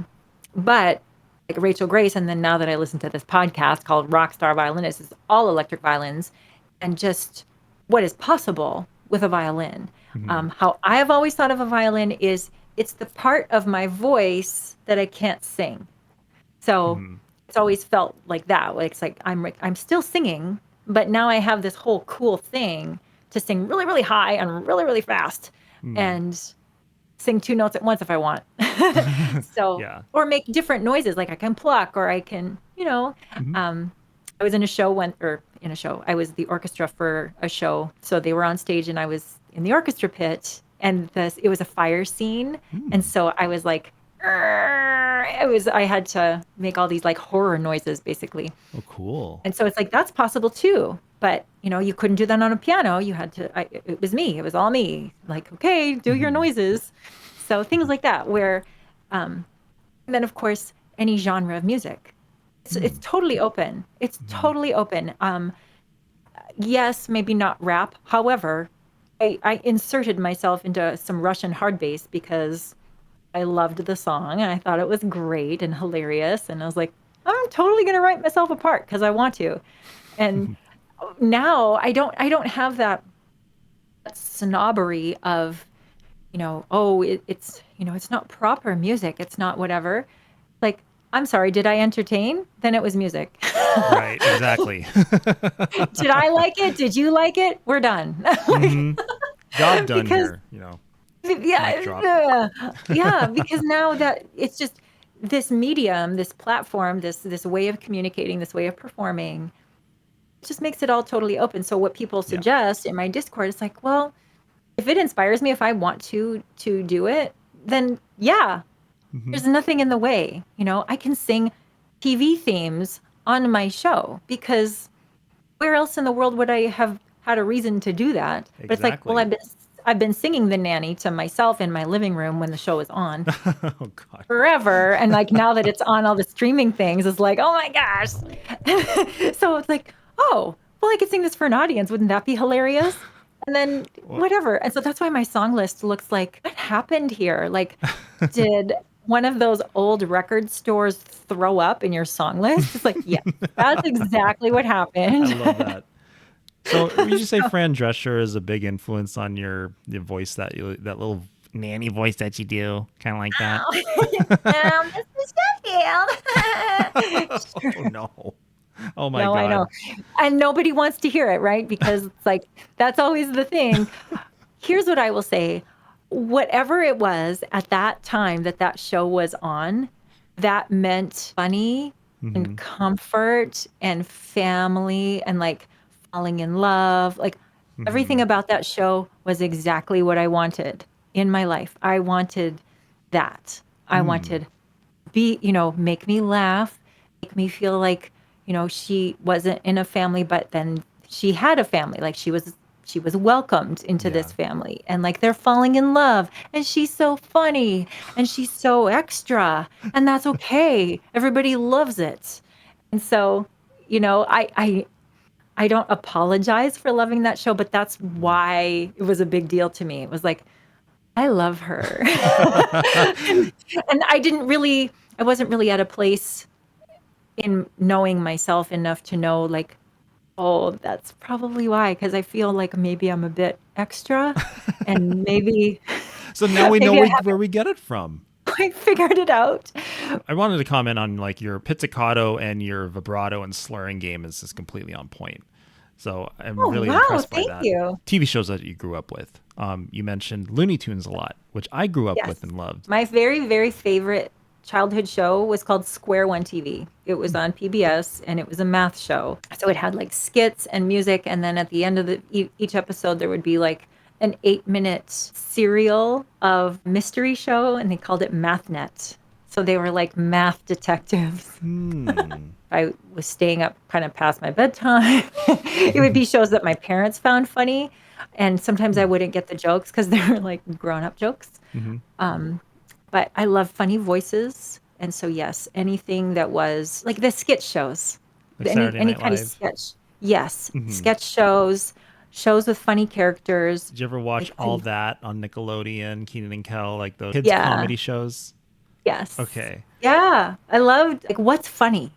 How do you what like make me laugh, and then let me study this so that I can make people laugh, because that's what I wanted to do. I wanted to be funny, and I didn't watch that much TV, but then like books, or I would get out from the library like old radio shows. So like olden Radio days, shows. olden days radio shows, because voices. It would be voices, and you're telling a story with voices, or like British comedies. So a lot of BBC, because Canada, BBC, you would like BBC was one of the channels on our TV. Yeah. And What I about- probably grew up thinking I was British or something, but like Monty Python, yes, Yes. all of it, and being able to imitate it and quote the lines, and that became very important to me. Yeah, Monty Python's definitely classic. Did you ever watch Where in the World is Carmen Sandiego, like those geography shows? Yes. Yeah, those were Yes. game shows back then were just so much cooler back in the day. And like, I don't know, they're Yes. just not as fun. They don't really have them anymore. Like kids' game shows aren't really much of a thing. I'm guessing they're a litigation nightmare or something, especially the one where they would like dump slime on kids. Yeah. I love Wasn't it that. called Double Dare or something? Yeah, Family But Double yeah. Dare. I used to love that show. Oh my God. I Yeah. always wanted to get It was slimed, you know? Like Fun. And now we Yeah. have American Ninja. American Ninja Warrior. Yeah. Love that yeah. show. That's a Those great are show. cool. Were you ever into any sports at all? Were you an athletic girl at all in any way? Yeah, kind of. I mean, track. I played volleyball for a few years, and yeah, I was always very much into exercise, so running and wanting to.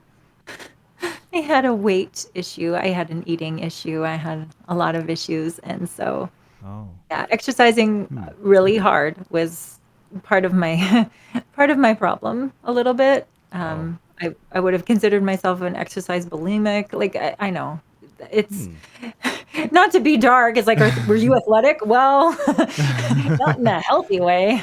But just I felt like I was fighting my body a lot for years and years and years and years. So I guess not in school and like not in university, but it was during university that I ran a half marathon. Wow. I did the proper thing. I did the proper training and all of that. Yeah. So That's just to good. be, I just wanted to say that I did it. And there was a few years in my school where I was the fastest runner, like girls and boys. Wow. And it was also because I was taller than everybody. I was kind of this monster. I'm like, oh, whatever. But yeah, that was, I loved running. I loved going fast. I would run home and run to school for no reason. Like, I wasn't late. So being Yeah. from Canada, did you ever get into hockey at all? or- Somehow, no. I think it was Really? it was a very expensive thing to be into. Yeah, Like gear. the gear and the ice time, and like there was families around us that would get into. I did take figure skating lessons. Yes, you did. To me, I think as a child, I was so like picky, and I'm not wearing all that gear. I just didn't.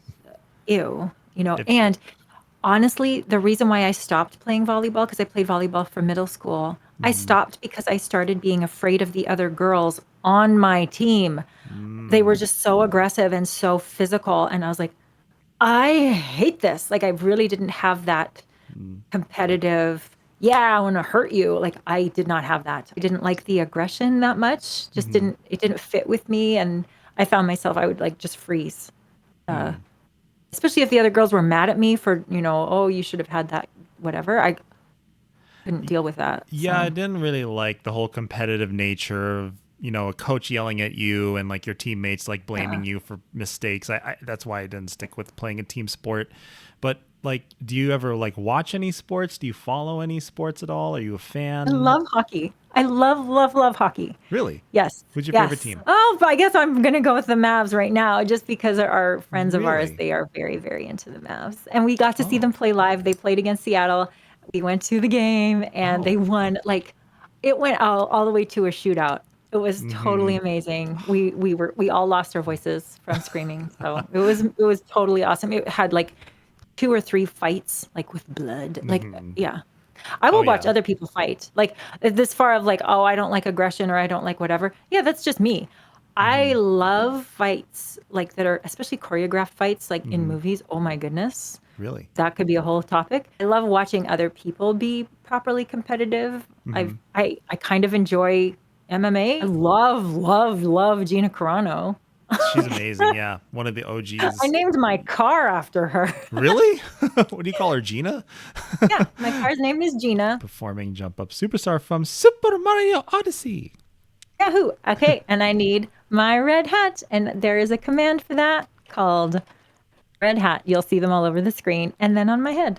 Awesome. Take it away.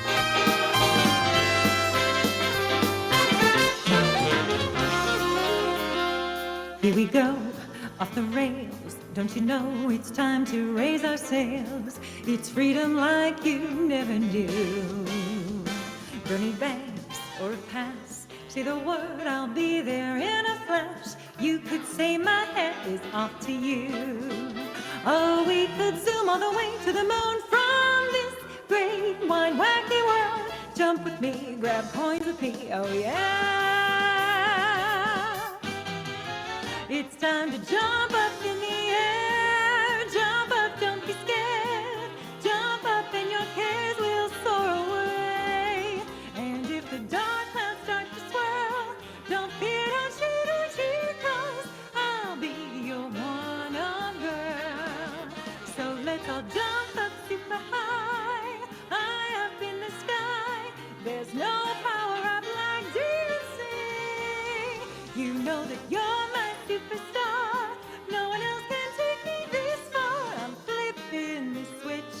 Get ready for this. So let's do the Odyssey. Odyssey, you see. Odyssey, you see. Odyssey, you see. Odyssey, you see.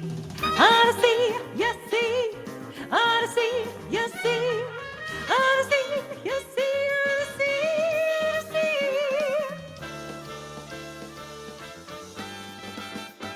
spin the wheel, take a chance. Every journey starts a new romance. A new world calling out to you. Take a turn off the path. Find a new addition to the cast. You know that every captain needs a crew. Take it in stride as we move side to side. They're just different points of view. Jump with me, grab coins with me, oh yeah.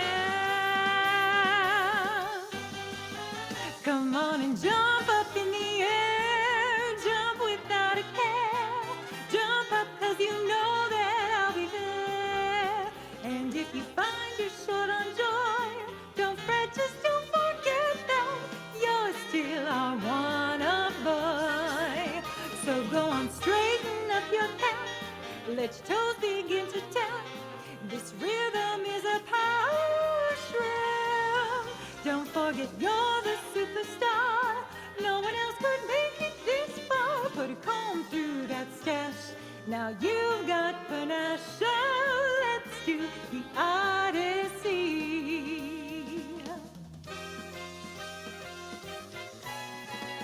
It's time time to jump up in the air. Jump up, don't be scared.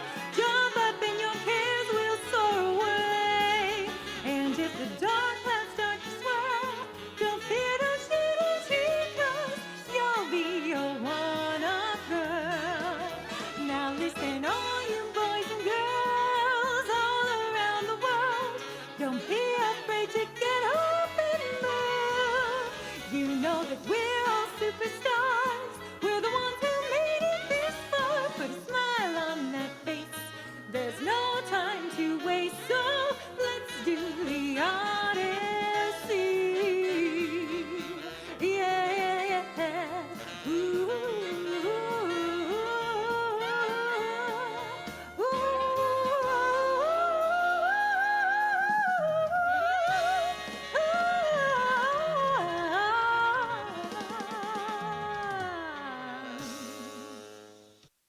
sometimes people can redeem something called hat fling, and then I have to do a Mary Tyler Moore hat fling. So you pretend that you just redeemed it. Okay. What? It comes with a noise. Oh my! You didn't break anything, did you? No, it's my shtick. But I'm sad you don't stream on YouTube anymore, do you? YouTube changed its possibilities in some way. Like some mechanism changed because I was able, when I very first began streaming, I was using Restream. Right. I looked it up. It was like, how do you do this? Okay. And so I just did it. When I tried to do that again after they had changed their, because, they made their announcement of like, we're not allowing multi-streaming. Oh, just kidding. Yes, we are. And that all happened during my move. And so when I tried to do it again, Twitch kept cutting off my stream. They would just cut it.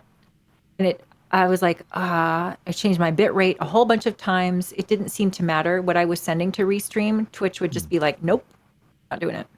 So I have the suspicion that Twitch can tell that I'm using Restream and is not allowing it or something. And so, yeah, I have recently gone to Ethernet for this machine, and that will open up, like if I do an RMTP, RTMP, I don't know, straight out of OBS, multi-stream from me. And I just, Twitch changed their prices, and I'm definitely kind of wanting to see fallout from that. I don't know where viewers are going, if they are going to YouTube or if they're going to Kick or if I don't know. Because as far as like, they're fleecing us and I don't want to pay and I don't want to watch ads. And it's like, I'm sorry, but YouTube is way worse. You don't want to watch ads? Like, oh, sweetheart, you're gonna pay triple on YouTube to not watch ads. Do you know what I mean? So I just think like before everybody has a cow, I don't know. I'm trying to figure out because I haven't tried it to see like, will anything bork or will Twitch go and cut off my streams again?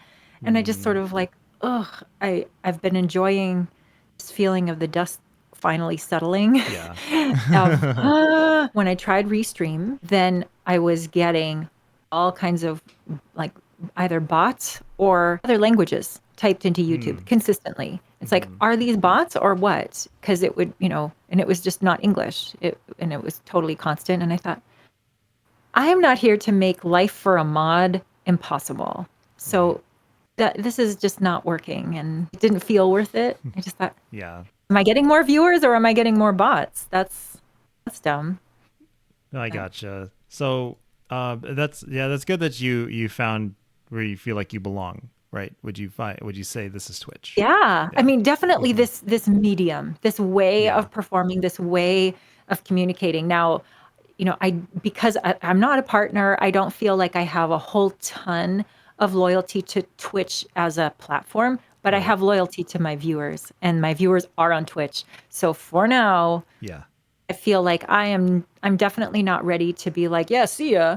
Like, no, especially when it's that'll be a like sad day. Like, well, especially when it's people like you who have kind of stuck with me way before I deserved that, kind of like where I was still kind of and subscribing to me when I streamed 2 hours a week. Like I would stream, well, I guess 4. I would stream for like 2 hours and then 2 hours, and I was like, that was overwhelming enough. I was completely out of my element. I felt I would be done with the stream and like lie on the floor because I was Oh, totally spent, totally really? exhausted, totally like all of my brain and trying to software and how many new things do I have to learn today and which things went wrong. And my to-do list was pages and pages and pages of like, make sure to check on this setting and check on that setting. And this thing went wrong and that thing went wrong and this command doesn't work and whatever. Oh, wow. So it was like that for months. And, Hmm. yeah, it's like, oh yeah, subscribe to me. Subscribe to me. Pop. You just fall. No, please Oh, don't let it so get yeah. there.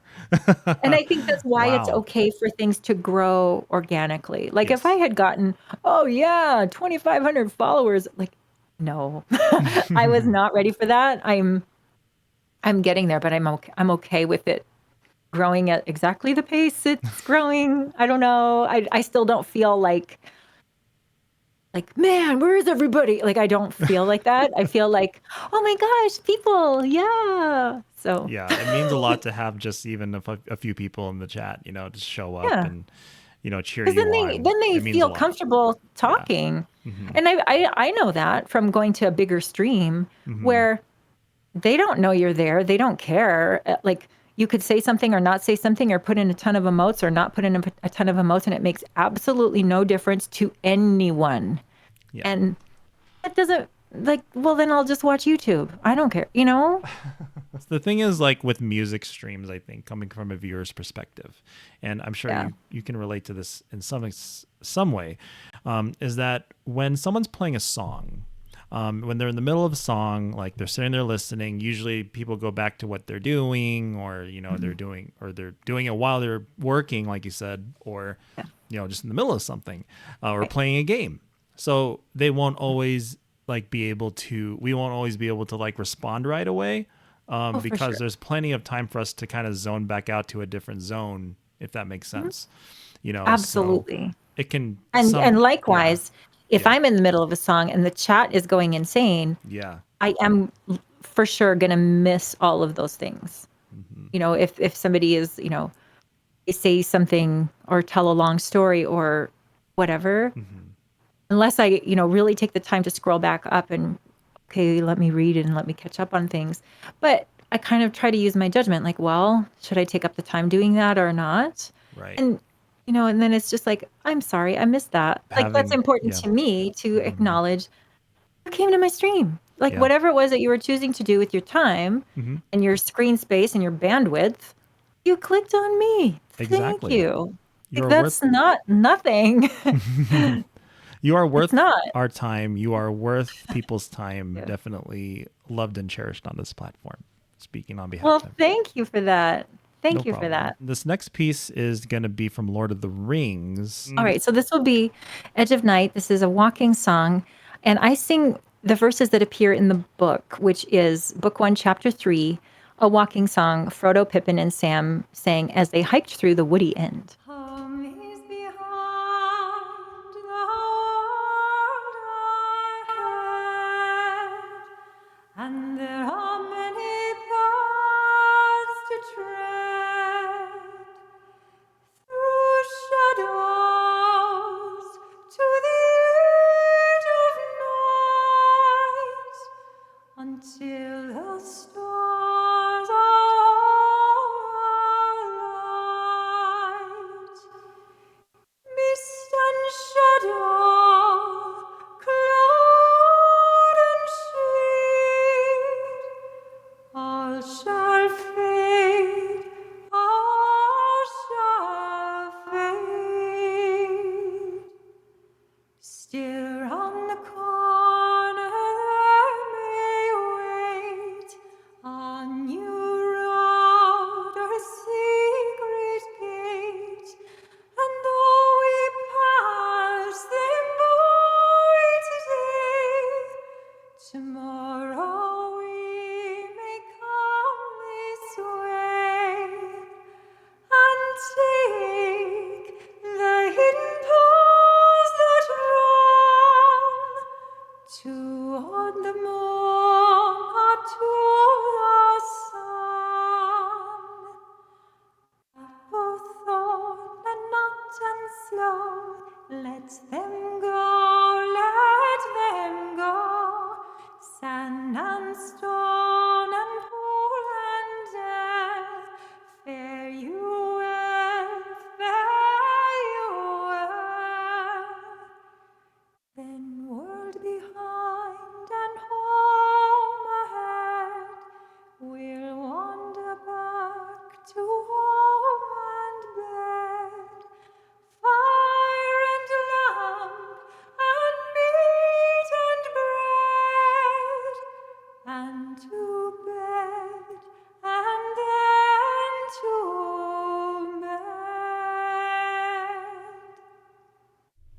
on. Wow. Beautiful a cappella. Oh my God. Thank you. Love that. Good. Even though I've never. Different. Yeah, totally. I know, honestly, I've never seen a Lord of the Rings movie, but like, Oh my. I Okay. know. I know. I was a Pirates of the Caribbean kid at the time, but Sort of like saying, I've never seen Star Wars. And everyone's like, you will now come to my house for 45 hours and watch them back to back. Yeah, yes, I know. I'm that way with Star Wars. You haven't seen Star Wars? What? When the first movie came out, he worked for a gaming company at the time. The entire office like shut down. We're like, we're going to Lord of the Rings. And so all of us, all the wives, everybody Oh, wow. we all showed up. We all went to go see it together. And so we're watching it all together. And I'm sitting there going, so what is Gollum? Like, what is he? Everybody's, an elf, a hobbit, a thing. Like, what is he? And so I was just like completely, I have to read the book now because now I mean, this is part of it. I don't get it. What's going on? So then I read all the books. Oh, really? And that was my, kind of bare understanding into it. I had read the Chronicles of Narnia, which is his friend, J.R.R. Tolkien's best friend is C.S. Lewis. I had read all the Narnia books. I had read lots of C.S. Lewis. And so I was expecting this will be the same. And oh boy, like not really. It's like a full created world. And I will say, I find fantasy books really hard to read. There's so many locations and people and like there's kind of a new language that you have to learn to like remember everybody's name and remember everybody's location and how everybody's connected. Kind of like Game of Thrones or something Yeah. where are we? Who is connected to who? Which family? And then they switch to the other part of the world to continue that story and you're like, who? What? So I kind of I struggled. It's not my favorite genre to read. Just I don't know. I love mysteries and I love like crime dramas and whatever. I was very into like medical mysteries and stuff like that. Robin Cook. I was cuckoo for Robin Cook and like all the British mystery writers. One of my favorite, like I love all the forensic. Anyway, so when I read Lord of Really? the Rings, it was just like, ugh, it felt like a slog. But I was completely invested in finding out what on earth Gollum was because it would bother me. It was such a horrible character and just like you hate him so much. And like, tell me what this is. Who is this? What is happening? And so I was like, okay, he was a hobbit who was completely destroyed by his Oh. obsession with the ring. And that's what turned him into this long, like he's lived over long. He's disgusting. He eats garbage, and it's because of his obsession that has made him ill and sick in the head and murderous. Interesting. So Wow. there is a reason. There is a story it's fully developed. But no, I didn't go super, super, super deep into it. And I mean, I know I dress as an elf, but So this is a question I ask all my guests at the end of every episode. okay. Is what is next for Elf? What can we expect next from you? Probably more collabs. Like I've been writing music with Retro Chris for this video game. Like I mean, we met on someone else's stream where I just heard, he had his music charted for Rocksmith, and so I was hearing it, going, I love this so much. And so that's what I was commenting in the chat. And then he messages me like, "You want to write stuff together?" Like, yes. Oh my gosh, yes. So meeting more and more musicians, it's like it becomes this thing where how is it that I am like now I love Carissa the Cyberbard. I'm meeting musicians that I want to play with and they live in other cities. It's like, how do we make this happen? I am collaborating with Daniel Berserk. He plays like he's a guitar shredder guy and it's like Berkeley trained, very, very virtuoso, very, very skilled. And we're working on like a Metallica song. He wants Ooh. to be able to recreate it. I'm going to play melody on the violin and like it's going to, we'll probably record like sound and video remotely, like in our separate cities. Thank you, Elf, for Thank coming in. you. Please, Thank you, pilots. everybody give it up for Violin My Elf. pleasure. Check her out. Follow her on Twitch. Her link will be in the chat. And so, yeah, thank you again so much for finally coming on to the lounge. Thank you for wanting to come back. Thank you. Thank you.